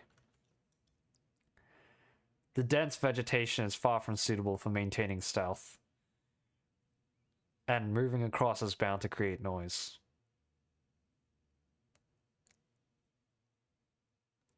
No one doesn't intend to mimic a cat's meow to camouflage himself with the comm still on, even though the only other option at hand is less than ideal. Well then. He hurls his short sword towards the man. Although its trajectory slightly deviates from Noan's intended target, it still finds its mark in an equally intimidating spot. During the brief moment of the man's surprise, Noan swiftly leaps from behind, positioning his rev blade across his neck. Don't make any noise. Hands up. Completely caught off guard, the man nods hesitantly, his hands swaying at his sides before slowly rising. My pants. His pants. Though no one speaks words of understanding, he takes the opportunity only to retrieve the short sword from the tree and disarm the man by confiscating all his weapons. What about my pants? What about the pants? Seriously? Can't you see I'm in the middle of taking a leak here? Don't you Babylonians have any sense of honor? Sorry. I used to work in Actilex cargo crew. The intimidated man immediately ceases his moral objections. What the fuck do you want?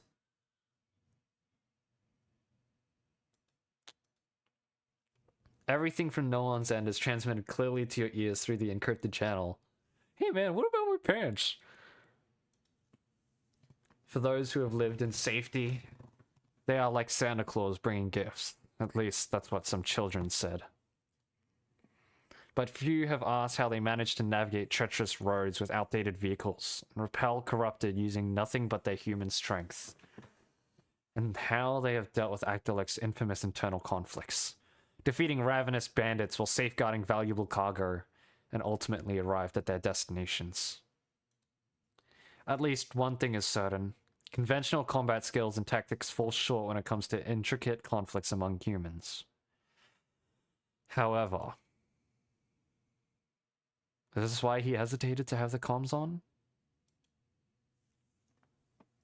You let out a soft sigh, suddenly readjusted your posture, and persisted in inspecting the vicinity of the temporary base.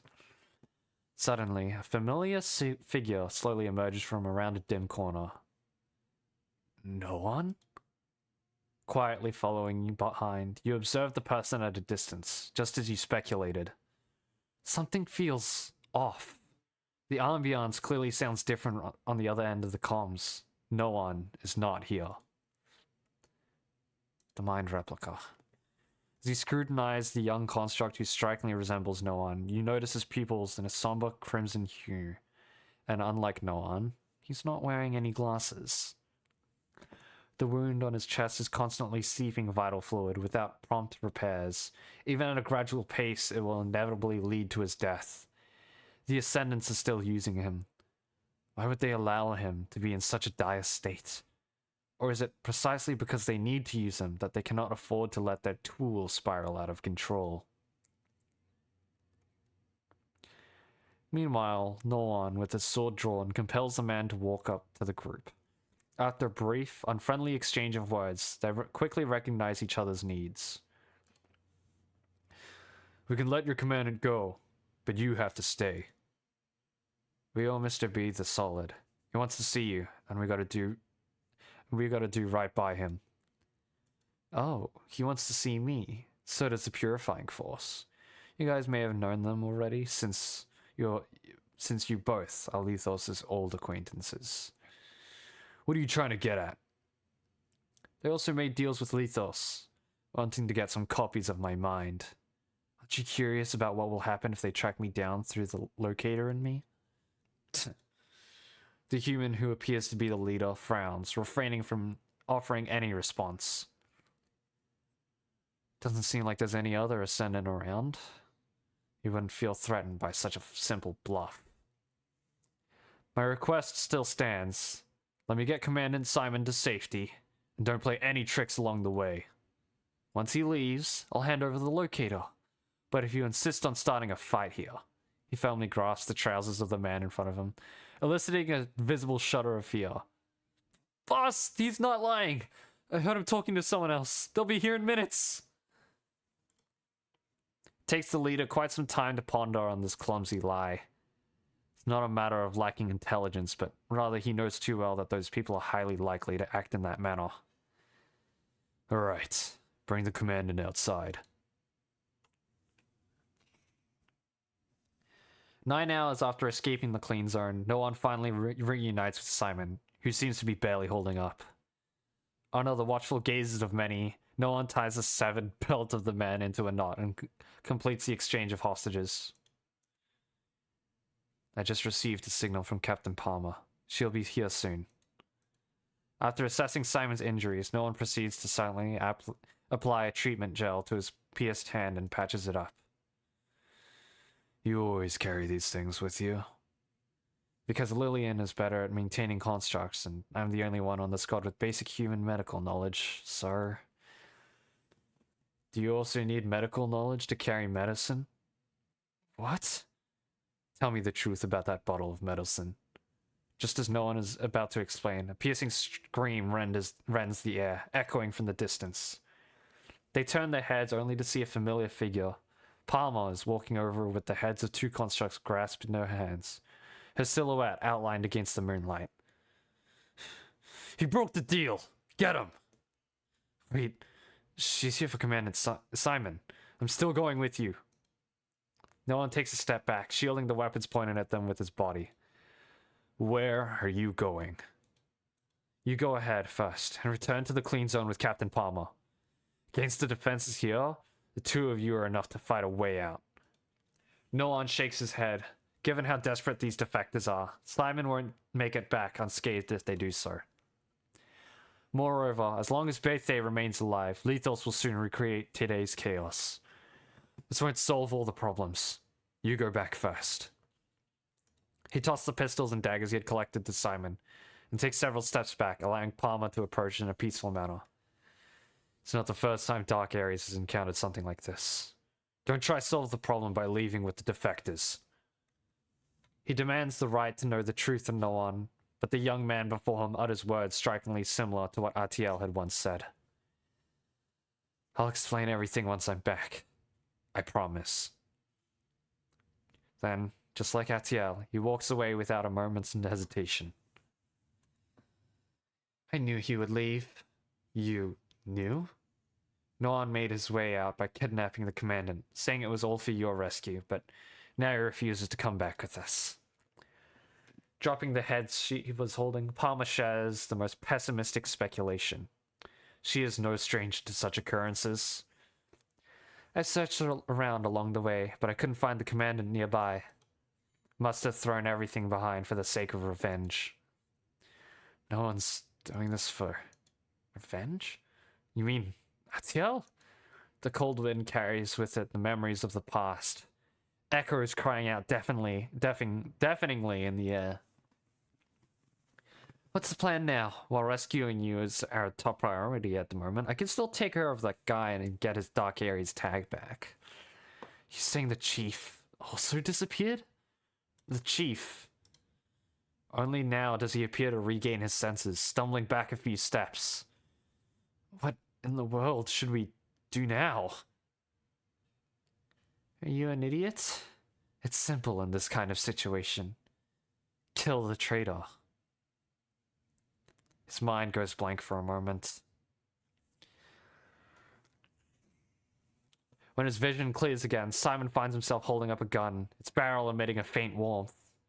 Under the moonlight, a mark is left on that familiar face, while one of the defectors walking ahead of him has collapsed, clearly struck by the bullet's impact. Noan finally turns around, showing Simon a bitter smile. I'm sorry.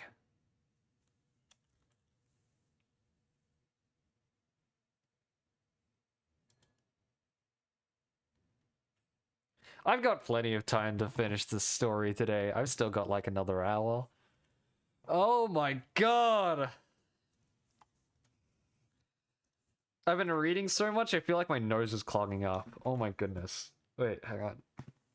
I'm gonna mute real quick and blow my nose. 1 second.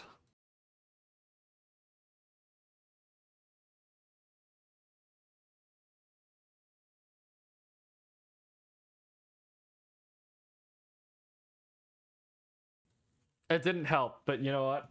I feel a tiny bit better. Ugh.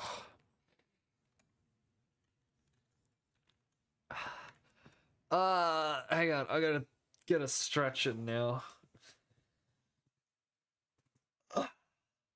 Ugh. Ugh. There we go. Alright. You know, I kind of want to do the character challenge stuff, but the fact that I'll have to do it with a trial Noan is going to be really difficult. Oh. Let's see. Let me check something. Ugh.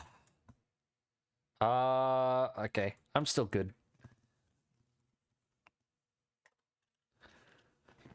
Those who lost your lives here, please lend me a hand.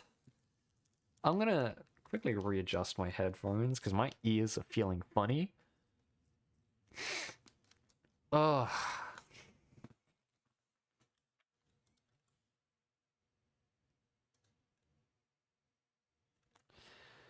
Noticing that Palmer and Simon have already moved to a more secure spot, Noan immediately throws the flash grenades and hand grenades he had prepared beforehand.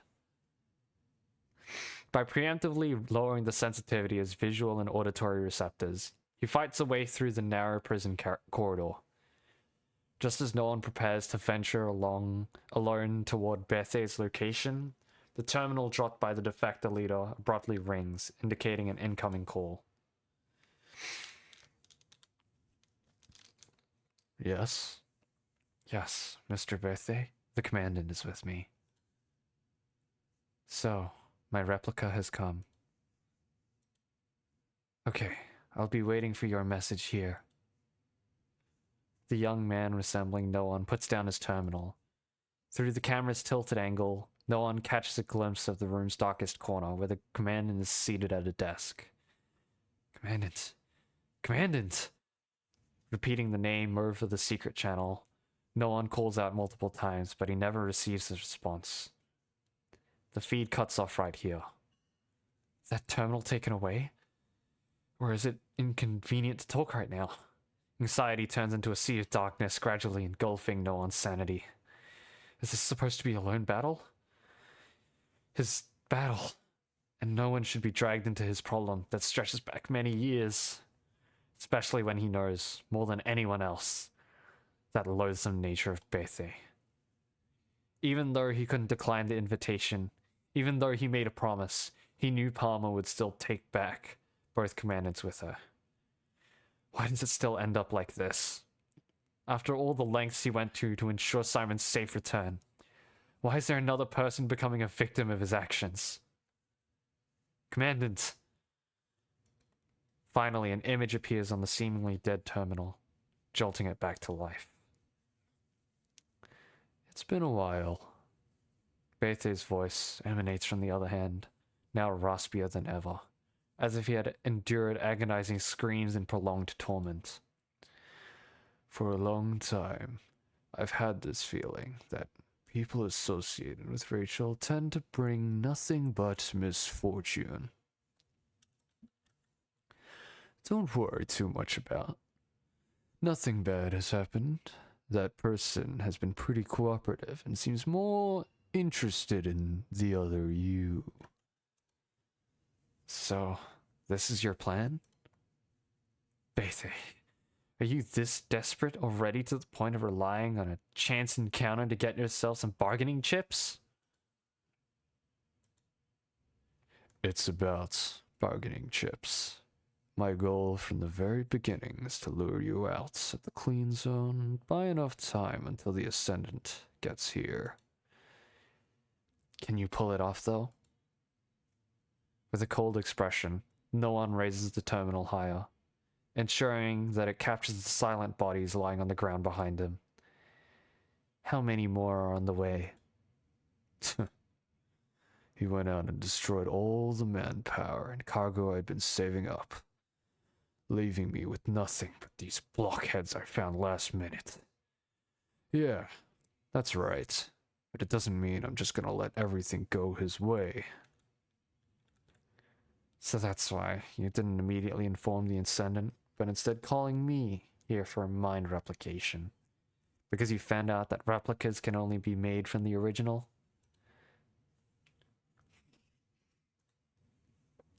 Is it also part of your plan to make the other me believe that he's the original? I was just following Lethos's orders to receive the supervisor he sent over. When you mentioned Lethos destroying your cargo, does that include people treated as commodities? Enough with the questions. Show some respect, Rachel's little brat. Don't forget the commandant is with me now. Someone will go get you.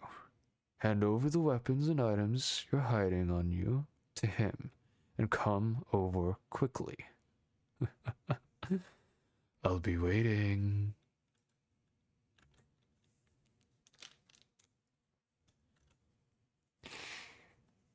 At 2 in the morning, after enduring hours of transportation, Noan finds himself setting foot once again in the coastal town that holds sickening familiarity.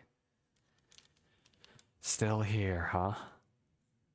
Before he joined Babylonia, Lethos had modified his memories multiple times in a base here.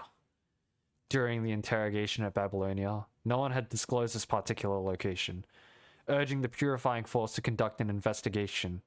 However, now it seems there are still things overlooked.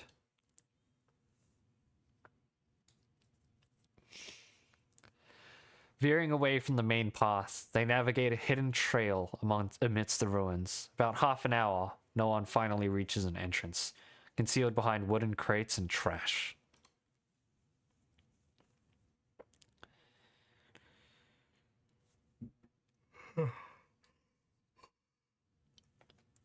Following the guide, he stoops down and enters the dark, narrow passage. The air is tainted with the putrid stench of decaying blood and flesh, while the mutated plants sprouting from the sides indicate the presence of ascendants. Somewhere nearby, there must be corpses piling up. Maintaining a facade of nonchalance, no one runs his fingers along the walls on both sides, assessing the materials and construction of the building. Looks like a temporary base made from the recycled materials, assembled in an abandoned underground structure. Lethos recycles construct remains and hoards corpses to cultivate the red tide. Is this place also one of his warehouses? Red liquid drips from the cracks in the ceiling above, landing on the drainage grid beneath his feet. Up there? Through the trail of blood, his gaze falls upon two blood-stained garments discarded in a corner. From the size, it seems like they belong to some children. What are you doing here? Bethe's waiting. He lowers his head, following the other's steps amidst the whispers of blood.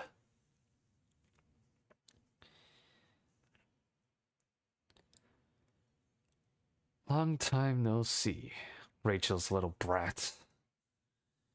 I heard from Lethos that my little daughter died while with you.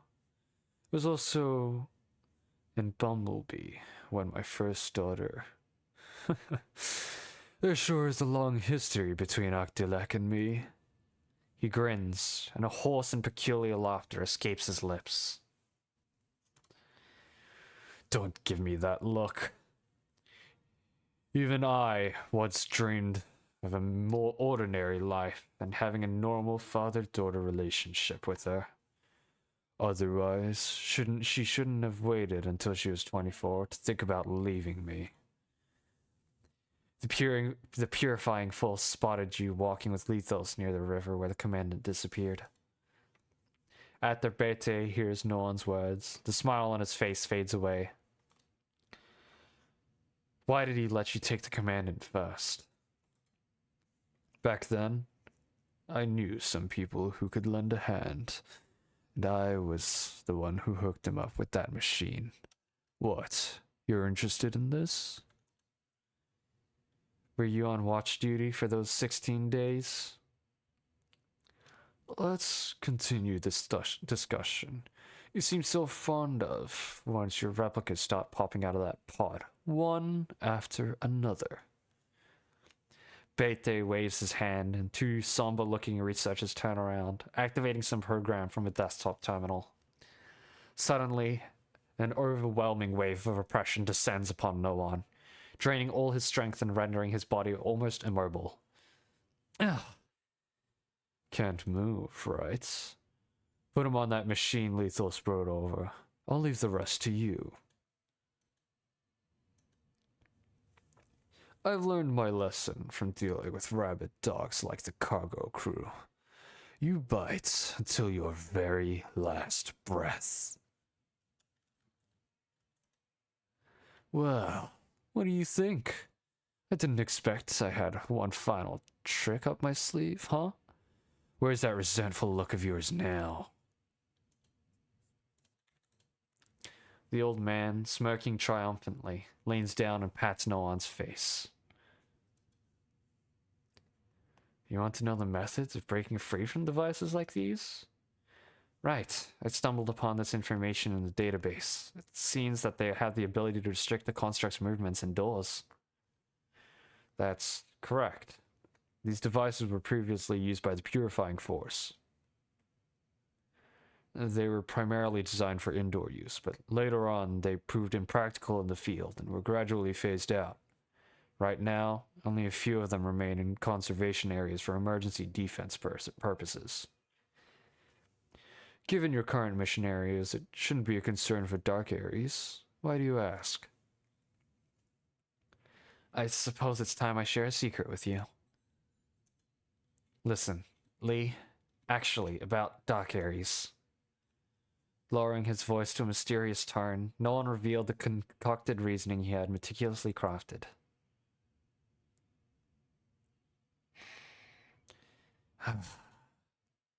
Upon hearing the impeccably logical story, Lee fell silent for a few seconds. This isn't the first time you've wanted to share a secret.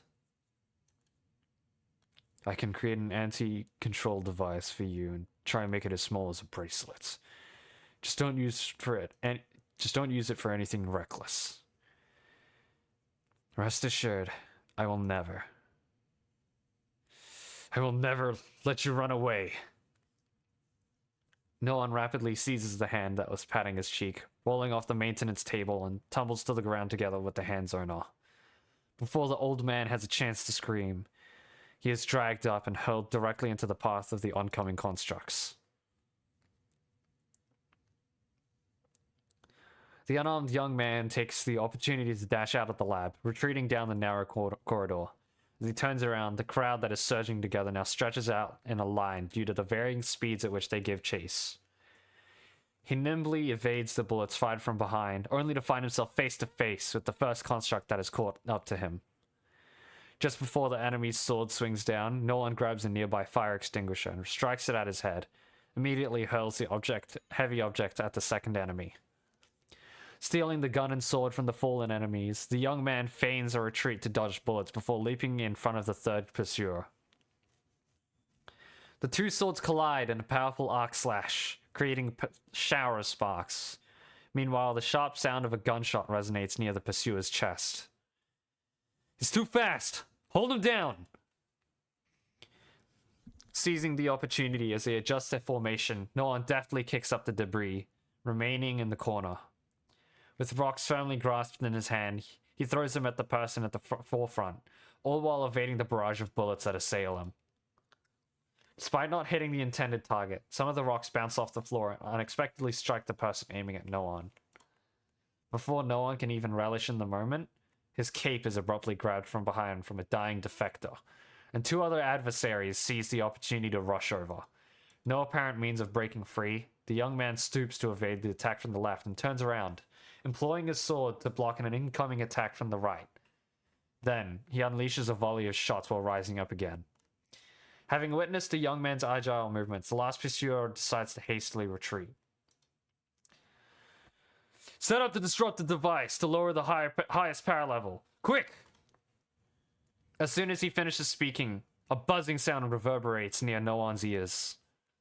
Ugh. He quickly returns to the lab, rushing toward the now unguarded Rev Blade. But as he does this, his vision begins to gradually darken.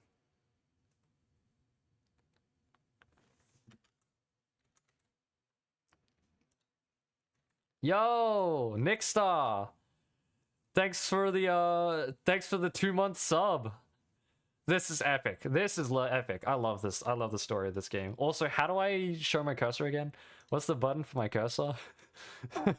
Guys, wait, button position. What is it? H? It's Y. There we go. My visual module is interfered. Thankfully, the bracelet is still working. I can move freely. Hydrate, you got it.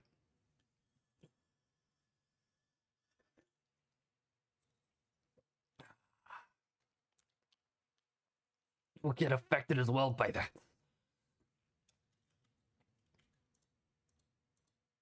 Get up. The load will increase, but it's the only way.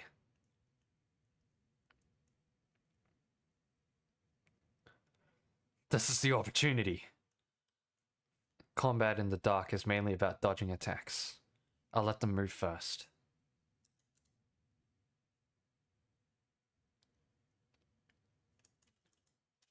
Oh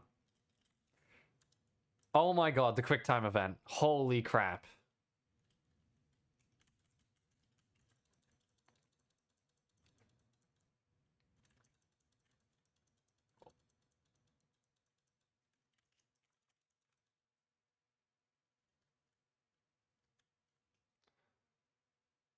Okay, come at me. God, this is kind of unnerving. There we go.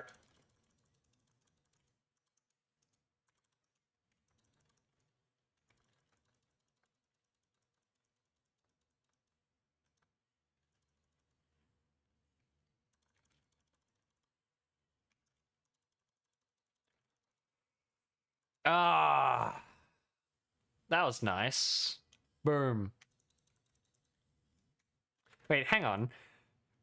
If Nickstar just wait, hang on. I know this is like really off topic, but I just noticed because Nick, you subbed while I was in while I had my HUD off. It didn't play the sub alert. I've just realized that. Hang on 1 second. Is there a way I can get the sub alert to play again? That's insane. I can't believe that happened. Whoopsies. Oh well. That is a little unfortunate. This is what it's like being a blind construct. Imagine being Nigel, to be honest. Well, being a blind construct isn't that bad. Because, well, they have enhanced features. And, well, everything else. Ugh! You and your generic NPC model, come here. Oh my god, you did not need to do that.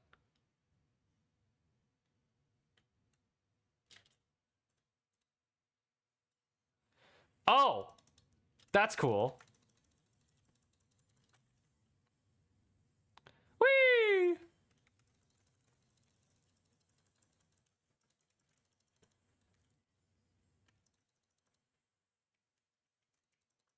Come on.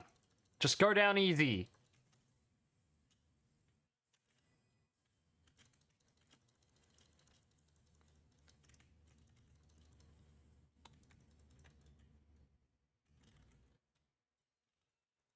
Hey. No, I'm not taking shit right now. That's right.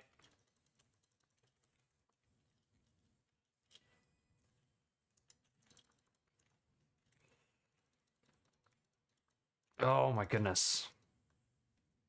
I will not... I didn't think I'll really get tired of this, just destroy it. Just destroy the terminal. Insane. Huge brain. He's still running.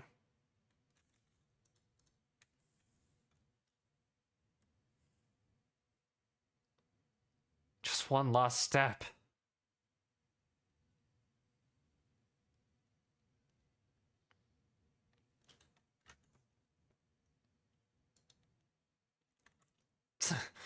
Noan, hurry up. Hurry over and help! You replicas stirred up some real trouble busting in here. After cutting off the communication, the young man gazes at the human commandant seated by the bed, falling silent for a moment.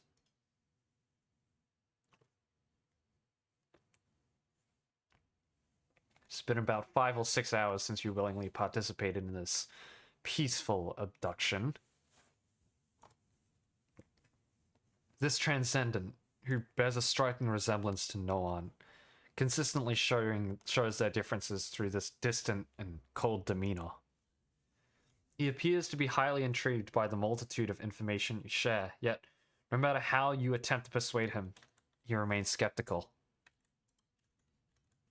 This Noan firmly believes that Babylonia is the malevolent force and that has erased his replica's memories and confined him in the clean zone.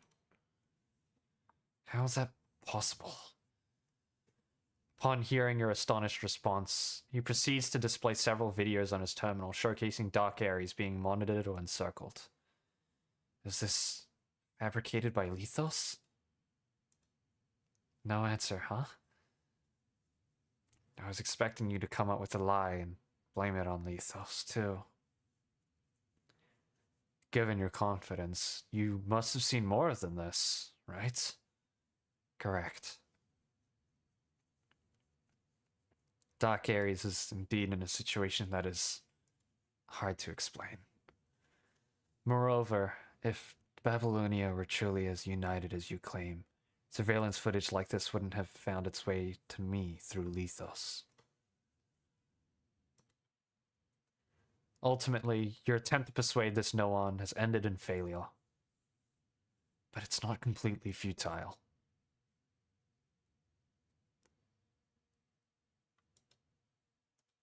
Besides, a lot of information has been provided to this Noan. He still shares the same nature with Noan. While he may not trust you, he also harbors reservations about placing complete trust in Lethos. The more suspicion implanted in his mind, the greater the chance he has to recover his memories. But there's no need to waste more time here.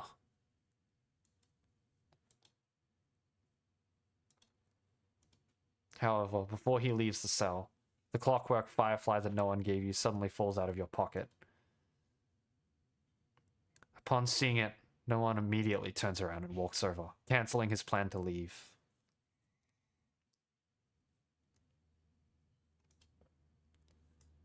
I'll ask again.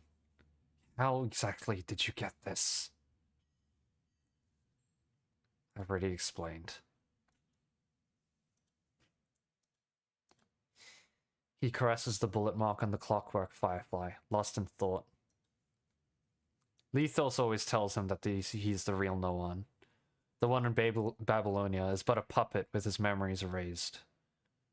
But how is it possible for such a puppet to have the last memory of that snowy day?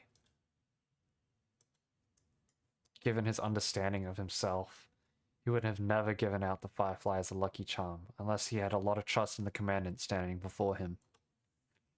After all, to those people, it's just a tattered toy. If he were to give a token, it should have been something more appropriate.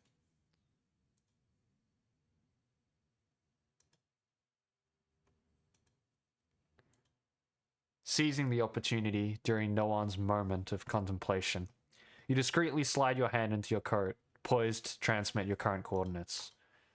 Just as you instinctively reach for the distress interface from memory, his gaze abruptly shifts towards you.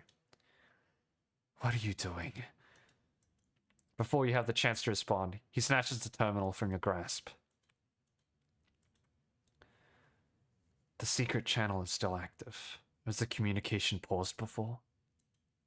He takes hold of the terminal and proceeds to forcibly borrow your face, using it to pass the facial verification. You! Accessing the operation interface of the secret channel, he activates the speaker, instantly transmitting the sound of 2 people running. On the other end of the secret channel, Noan, in pursuit of Bethe, leaps into the underground waterway, and then ascends into the winding narrow path to reach the ladder leading to the surface. drawing upon his honed sense of direction from his time with the cargo crew. He realizes that he is circled back to the upper floor of the entrance passage. The scent of blood and the stench of decaying corpses grows stronger here. Distinct from the entrance, it is further infused with the odor of vital fluid. How many bodies, yearned for by someone, are sealed within these walls? And how many forgotten souls linger amidst their sorrowful cries? His body has already surpassed its limits in trying to resist those destructive devices. And the old man, well into his late years, curls up like a pill bug, rolling towards the exit with the assistance of an exoskeleton and astonishing speed. The hastily constructed low tunnel fails to withstand the relentless pursuit, emitting a perilous rusty sound. This place is on the verge of collapse. The already unstable floor is trembling beneath his sprinting steps. Just a few more steps, and those who are chasing behind may plummet into the lower level as the collapse ensues. Tay! The young man's voice cuts through the shaking tunnel, stirring echoes that resonate with the lingering resentment of countless departed souls. The shadowy figure looks back, sneering at the young man, and extends his hand towards the identity verification panel on the last door, just a few meters away. Bye-bye. At this point, he can no longer make it. I have to take a gamble here. Noan comes to a halt, raising the rev blade in his hand in response to the old man's mocking smile. Those who lost your lives here. The moment of verification is completed. Lightning converges on the blade, and the resounding roar of the engine, it strikes the fragile walls all around. Please, lend me a hand. All things and all spirits come crashing down.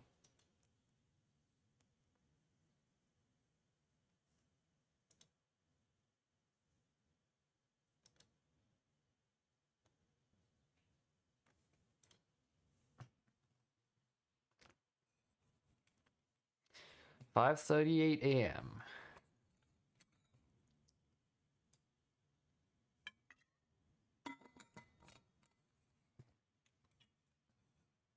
As the dust from the collapse gradually settles, the imprisoned corpses finally regain their freedom, scattering under the winter sky. From beneath the layers of rubble, a frail and elderly figure emerges. He struggles to free himself from the weight of the corpses piling above him, managing to squeeze half his body out. Still trying to drag me down. Bethe raises his head, looking toward the flat road ahead, only to be greeted by a long-awaited sword.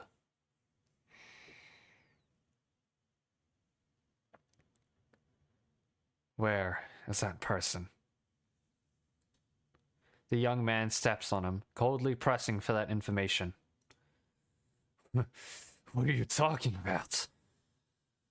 Before he can finish pretending ignorance, Bethe feels a sharp pain piercing his left collarbone. I won't waste time on other questions.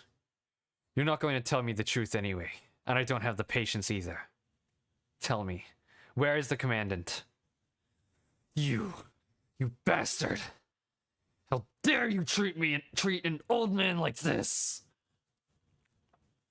Have you ever considered this question when you torture those children to death? Children? I see. So you went through all this trouble just to seek revenge for my little daughter? I'm indeed grateful to Bella, and it pains me that I couldn't save her. However, if she chose not to mention you, I shouldn't act on something I have no right to know. This is for those who lost their lives here, and for the children you might harm in the future. As for the rest, I believe you're well aware. Noan raises his legs and forcefully stomps down on his other collarbone. Stop! Stop! Give me the location. Right! In your dreams! You let me go if I tell you? Even the replica lethal scent is better than you. At least he would. That's because you made me forget what happened after the cargo crew's rebellion failed. There's nothing that could alter my decision without me realizing it. This would be the only way. Noan twists his wrist, driving the sword into Bethe's squirming hand at his side, letting the blade slice through half his palm. Screams of an unrelenting agony burst forth from the old man's mouth once again, still unanswered. Still trying to buy some time, huh? Are you so confident that he will come to your rescue? Buy time? From a rabid dog? If you had approached me with more negotiable stance from the beginning, I wouldn't have had to meet you this way. Noan once again raises his leg, stomping on Bethe's right chest. Even without any force exerted, the old man who revels in punishing children trembles like a leaf in the cold wind. You traitor! Even Rachel was mistaken about you. The failure at the cargo crew's rebellion was a direct result of your final decision. And here you are, harming the very benefactor. Without the weapons I supplied to the cargo crew, you wouldn't even have that sword in your hand. Upon hearing those words, Noan's expression remains unchanged. Where did those weapons you provided actually come from?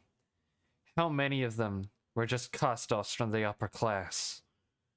You knew what Captain Rachel was after.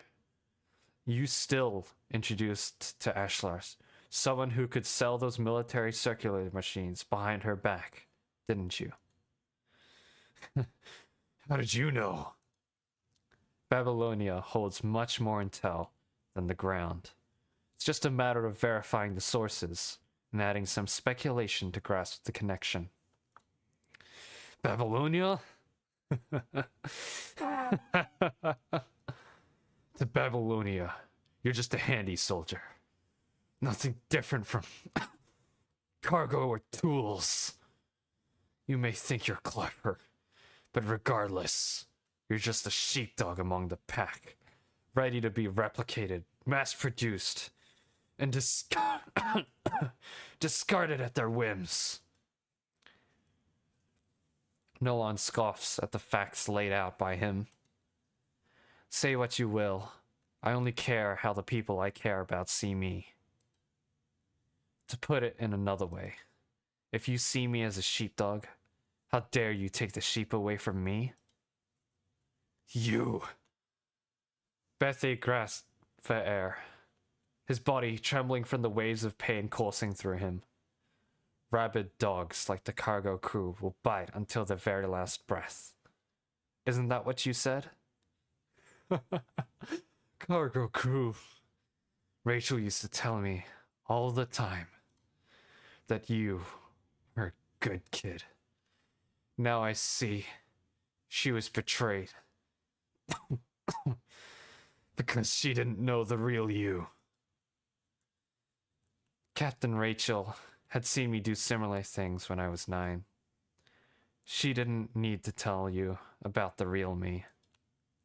Just because I've learned to restrain myself these years, doesn't mean I can treat people like you the same.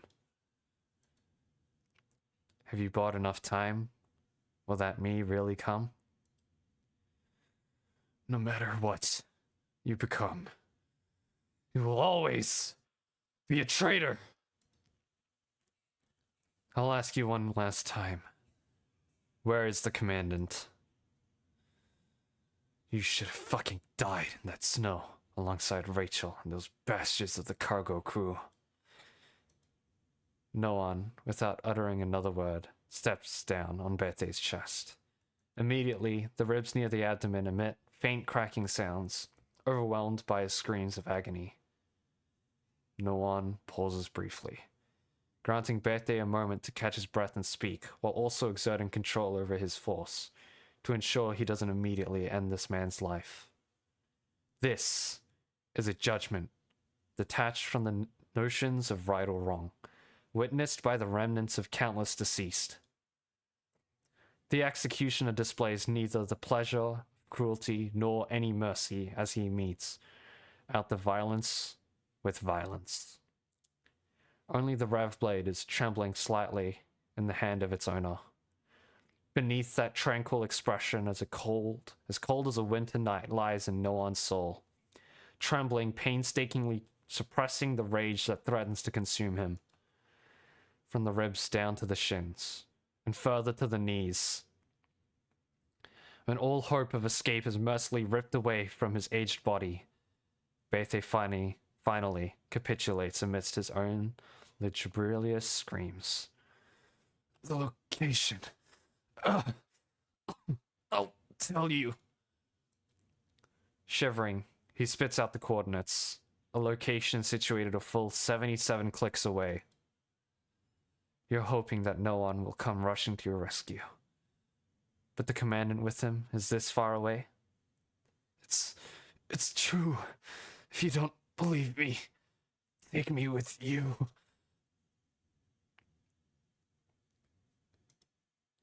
The secret channel, after a long silence, finally transmits a familiar voice. Commandant, where are you now? This location. It's close. The seaside lighthouse?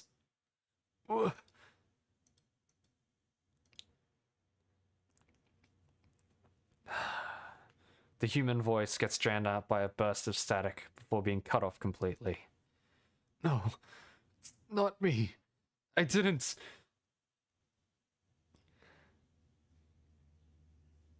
The roaring engine of the rev blade puts everything to silence.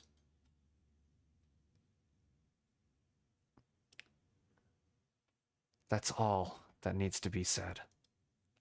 He gazes at the human's terminal in his hand, contemplating its destruction, but eventually turns it off and tosses it over, along with the firefly.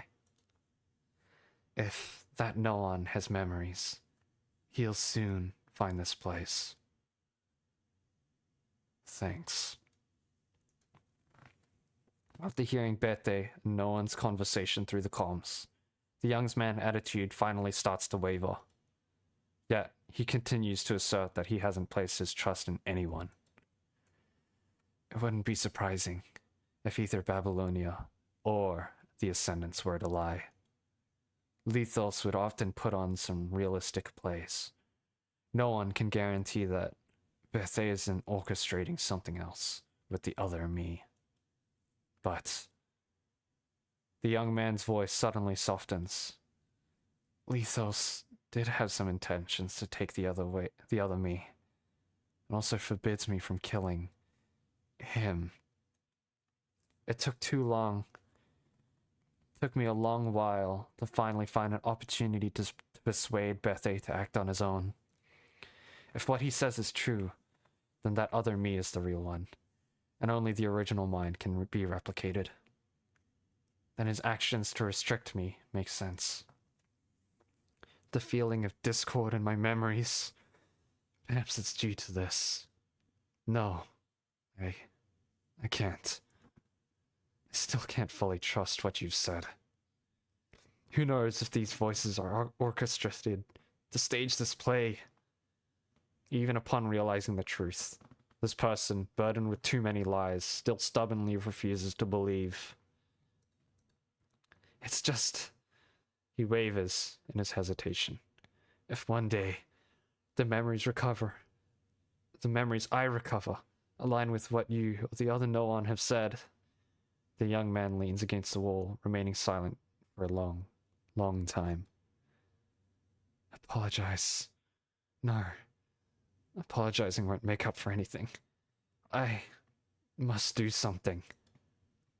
In this moment, those unfamiliar, clouded eyes take on a striking resemblance to Noan's. Until these matters are verified, I will continue to see both your words and Lethos's as lies. He reverts back to his indifferent demeanor. What does Lethos want from you? Some bricks to either toss at people or construct walls. He points at himself expressionlessly. I've seen Lethos die in front of me twice now, and each Lethos is slightly different. The current him just wants a bit of entertainment, to kill the boredom and a tool that comes in handy. You know this, and yet you still choose to help him? Help? Of course not. He granted me the ability to resist the virus and the red tide. And access to the Ascendant's plan. We're simply using one another. That's it? Better than being the other me, always under someone's watch, and restricted in everything. As this is mentioned, a flash of resentment crosses the young man's eyes. He's been in Babylonia for quite some time, right? Has he ever achieved anything?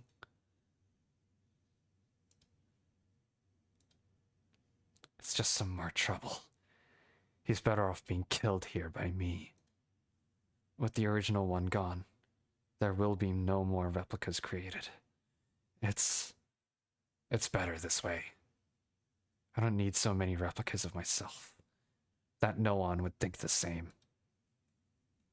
With his head lowered, he mutters to himself amidst a whirlwind of thoughts and self-doubt.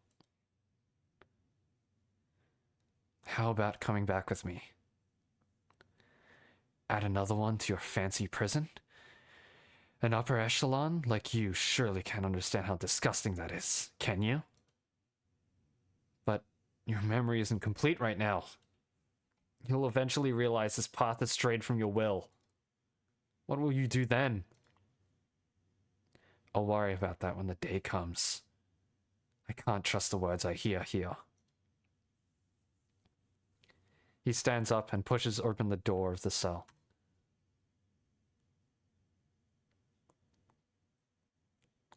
"6:33 a.m. The harsh winter sea wind lashes at the lighthouse, its mournful wails echoing through the air. Low-hanging, somber clouds sprawl across the sky, their presence dark and ominous. Amidst the biting cold, a figure hurries to the lookout platform on the outer edge of the lighthouse's peak. No one halts before this individual, so very similar to himself. His gaze sweeps over those dim eyes, the wound on his chest, confirming that this frame is still under the control of the Ascendants. The young man who has lost his name lifts his gaze toward the other him.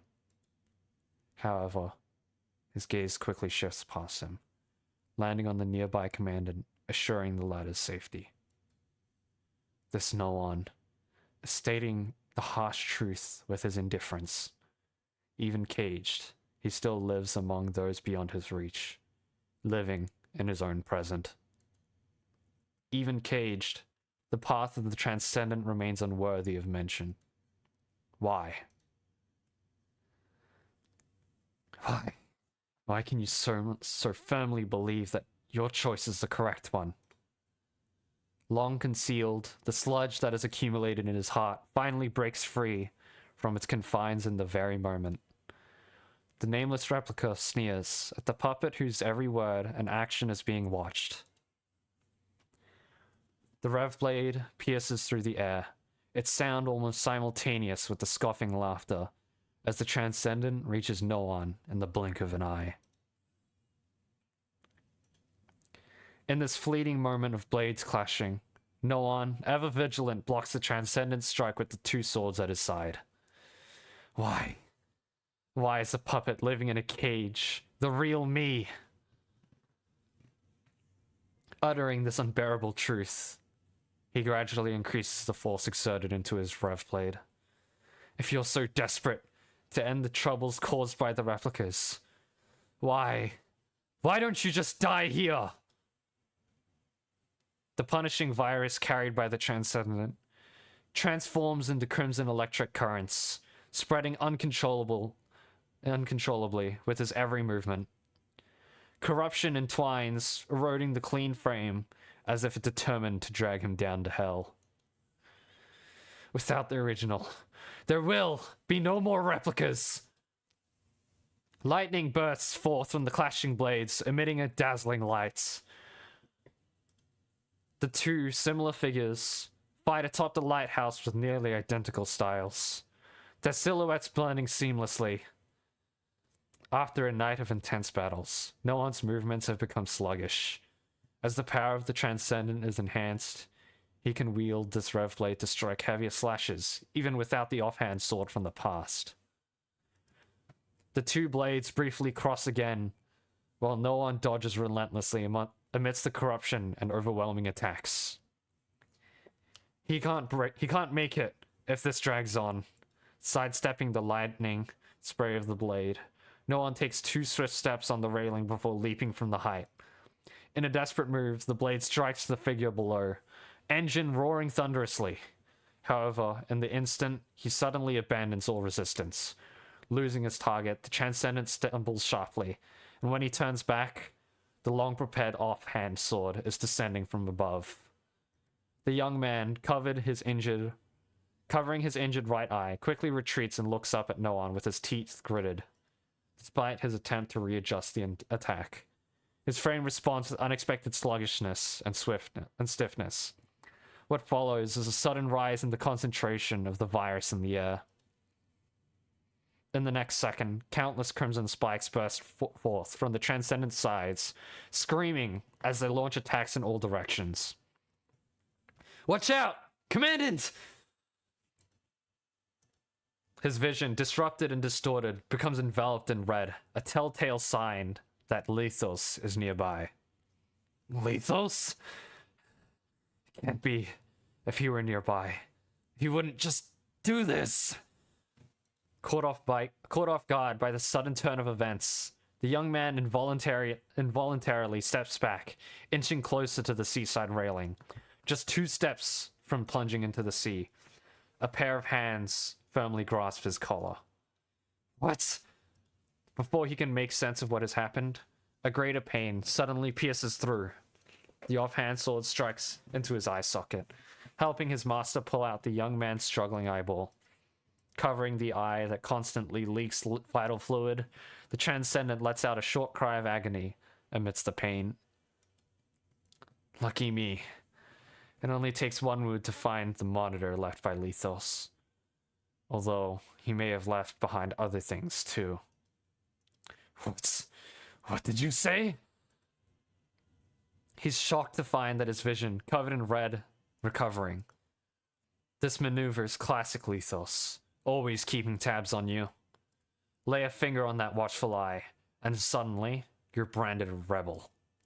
Next thing you know, he's pulling the strings, commandeering your every frame, your every move. With hands pierced by those wicked punishing spikes, he clutches onto the poor young man who tries to step back. Still not getting it? Who's the real puppet here? Can't handle Lethos? Step aside and let me handle it. Step aside? The young man's senses still in disarray as he stares at himself, murmuring. Yeah? You've wandered off the path. It's time you've got back in line. The stray shadow chuckles at himself. He leans in close to his true self, whispering a sentence softly. The overcast sky rumbles faintly. A chilly wind, carrying the mocking curse into his ears. Seizing the momentary doubt those words have brought, the shadow breaks loose from the grasp of his other self and plunges back into the deep sea below the lighthouse. Hold on! Without a second thought, Noan hops onto the railing, following his silhouette and leaping off the tower's peak. You out of your mind? With a last-ditch effort, you manage to snag his injured hands just in time.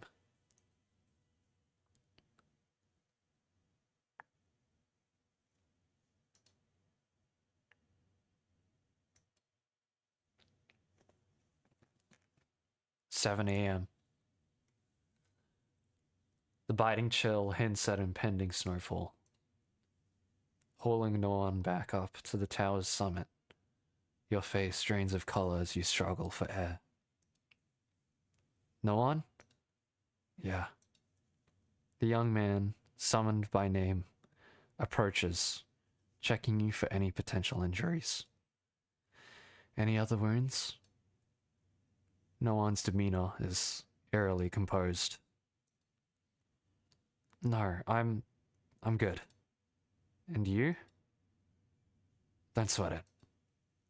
With those words, crimson liquid coats the young man's hands, trickling down to the floor, forming macabre patterns like vicious blooms. He seems like a broken instrument, struggling to produce a melody amidst turbulent seas. What's the matter? Can you share what's on your mind? Why? Why risk your life? You seriously considering facing off against Lethos in this place? In his place. Given Dark Ares' current plight, the only shot at improvement lies in uprooting the source of the problem. So? This could be our chance. Lethos would rather see the original that's replicable. Let me handle it. Do you believe this is a rational choice? No, but if it's the only way out, it's not entirely unreasonable, is it? Even if we only manage to eliminate a few replicas and gather intel, it's better than sitting idle. This could alleviate some of the issues. But where does that leave you? Can you return unscathed? That's what I should be asking. Right. A crack finally appears in Noan's composed demeanor. These lingering issues and people have ensnared my team and pulled you into this mess. As long as we're breathing, these things will arise. I'm no exception.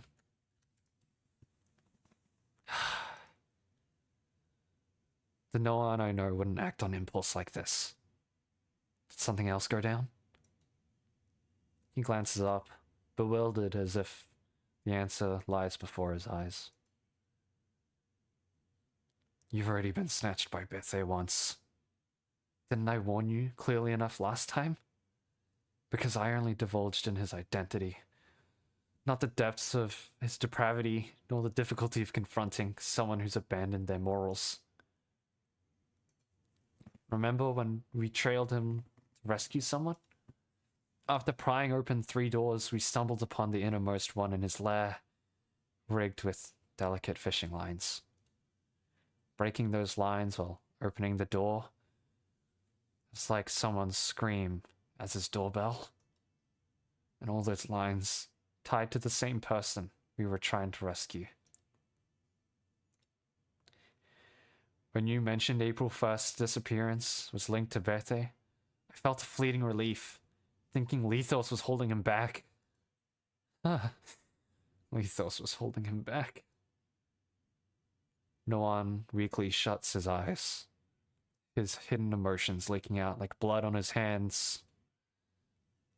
If these things happen to you, or Commandant Simon, how could I... He chokes on the rest of his sentence. This was my solo mission. Unauthorized. I shouldn't have borrowed your aid. Leaving the clean zone was a last resort. At the time, I assumed you'd return with Commandant Simon. Even if, begrudgingly, after splitting up, Commandant Palmer would have escorted you back. She'd do it forcefully. She'd always protect those she trusts. Even if she couldn't locate you, I had an arrangement with you to call me or Grey Raven for help if danger arose. Even if I couldn't handle it, and it wasn't dependable, the invincible Grey Raven would always come through, right? But then, Bethe sent word that you're already taken by another me. I really didn't want to witness that again, Commandant. Just when I dare to hope for a brighter future, it all darkens. No matter how much I try to keep myself grounded and composed, there's always something throwing me off balance. I start to question, maybe this composure itself is a mistake? wouldn't act on impulse like this, huh? He lets a rueful chuckle.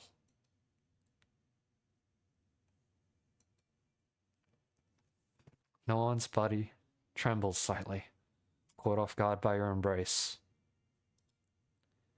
He raises his blood-stained hands, wanting to reciprocate, but fearing staining the coat. After a hesitant pause, he embraces you tightly, letting go of rationality for just a moment. Put a bit more trust in me. I wouldn't take risks without being prepared. You could have given me a heads up, you know. It all went down in the blink of an eye. But that was also Noan, right? You're seriously considering offing me just now. Until he recovers his full memory, it's best to treat him like an adversary. Does regaining memory mean being pals? Sounds like tomorrow's stale bread to me. What else would you do with bread that's about to go bad? Yeah, that's what I would do too. Once memories come flooding back, facing up to past deeds. No, the bigger worry now is that Lethos won't let him remember. Perhaps we could still hoodwink Lethos. He cast a worried glance at the sea below the lighthouse. He's still kicking, right? You're not thinking of picking up where we left off, are you? It's been ages. We can't catch up now.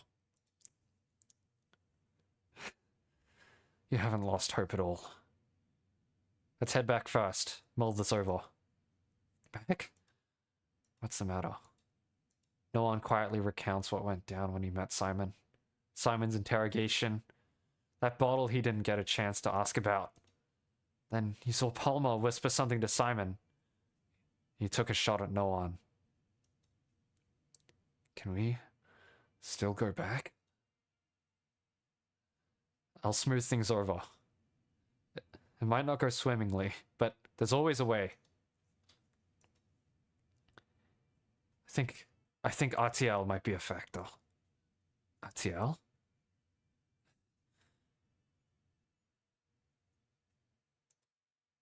You lower your head with a sigh. We've got no other choice. We'll hash it out with Simon when we return. Yeah. His voice is calm as he fully agrees. Let's give Captain Palmer a taste of her own medicine. Making her aware of the consequences might make her think twice next time. But I didn't expect you to propose such a cunning plan. Great expert of unity and friendship. Just in that case, I'll trust you to keep things under wraps. Make sure to give him a heads up beforehand. Got it. And let's not use this as an excuse to settle old scores. Got it? Noan gives a knowing smile. As a smile fades from his lips, the sorrow that has always lingered beneath the surface finally emerges on his face.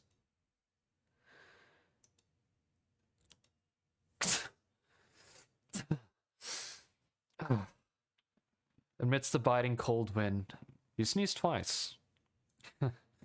You're out here without enough layers. Should I call Grey Raven to pick you up? I've already let them know. Not to worry. It's not urgent, after all. There's a base about 7 clicks away. You can catch a transport back. Let's head back together.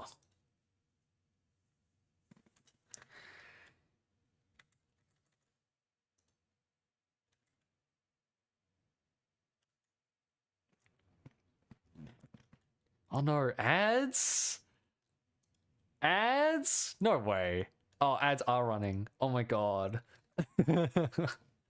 Wait, hang on. I can wait this out. I can wait out the ads. It's okay.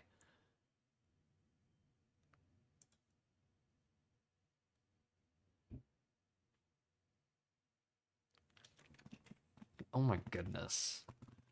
This is insane. This arcade Anima is actually popping off. I actually get to show off voice acting skills on stream. Insane, innit?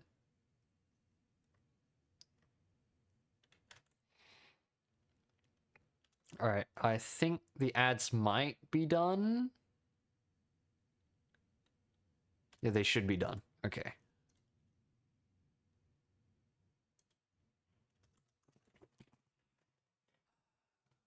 Leaving the lighthouse behind, you walk toward the base along streets where snow still lay thick.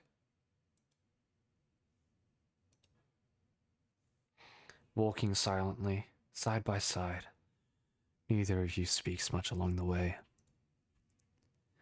When you glance up again, the sky is filled with falling snowflakes. He watches them drift down, his gaze growing distant. It's snowing. It's snowing again.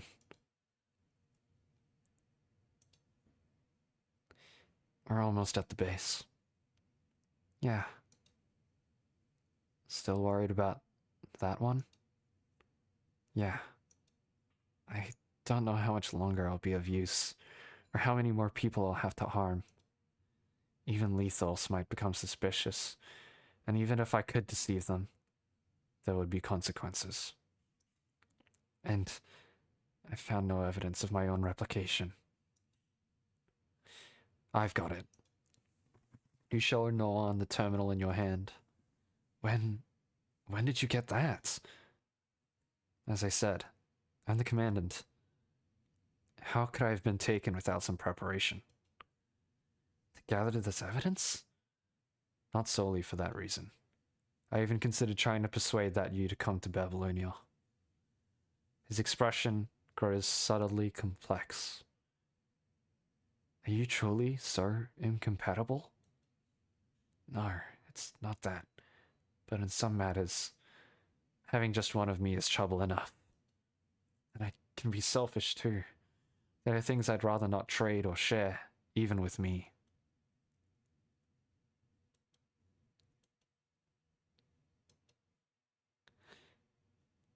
He initially intended to assist Bethe, but got distracted by the firefly? Yeah, and then I happened upon the conversation between you and Bethe.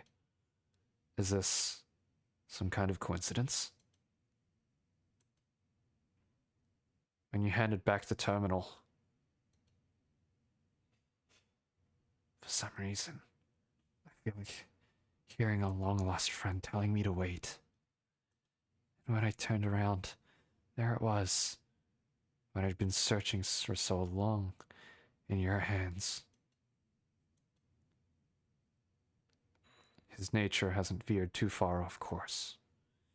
He'll regain all his memories sooner or later. We've done everything we could. Noan responds in silence.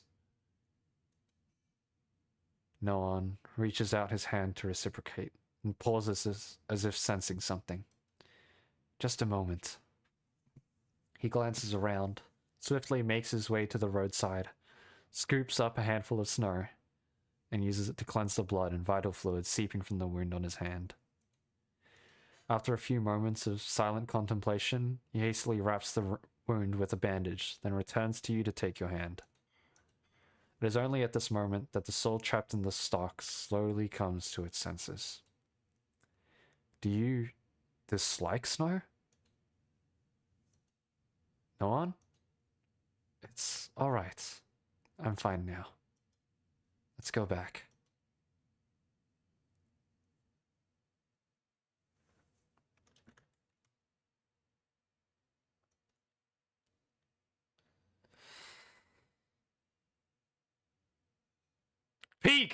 Peak story. I love PGR. This is why I love PGR. In my hands, in my mind, they held hands. No one can stop me deluluing. They did hold hands, though. That's what they did. They held hands. No one made wish ticket. To make amends for his previous reckless actions, no one has crafted this wish ticket that can be used to request no one's assistance in any task or favor. Though it was intended as an apology, no one showed a restrained smile like a businessman distributing coupons when he presented the ticket. I look forward to your visit.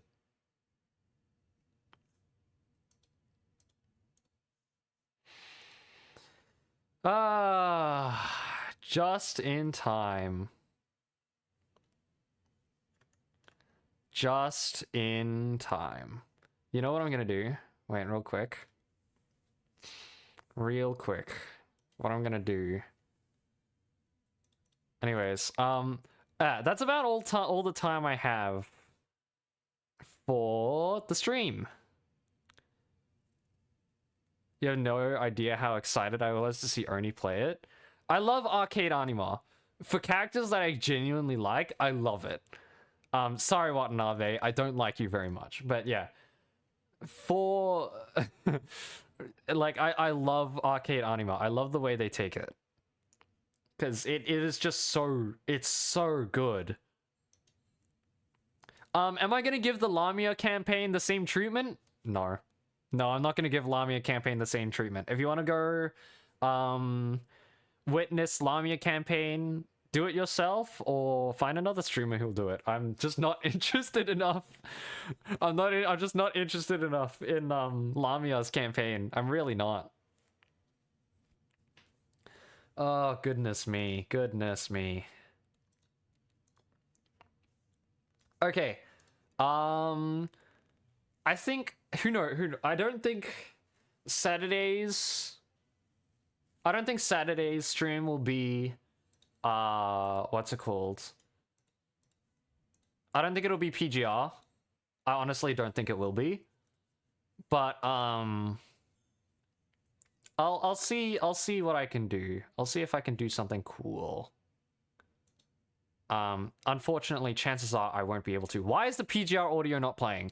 Huh? Play? Oh my god, I've just noticed something. Oh, I've just noticed something really bad. Is it playing? It's not playing on my end. Hang on, what? Oh, it is playing. It's not playing on my Streamlabs for some reason. Anyways, I've just noticed something. I don't think the VOD... I don't think you'll be able to hear the PGR audio in the VOD. I think I genuinely forgot to change one of my settings. RIP. So VOD watchers, I'm sorry. I'm very sorry, VOD watchers. If there is no audio, I'm bad. I'm sorry. RIP.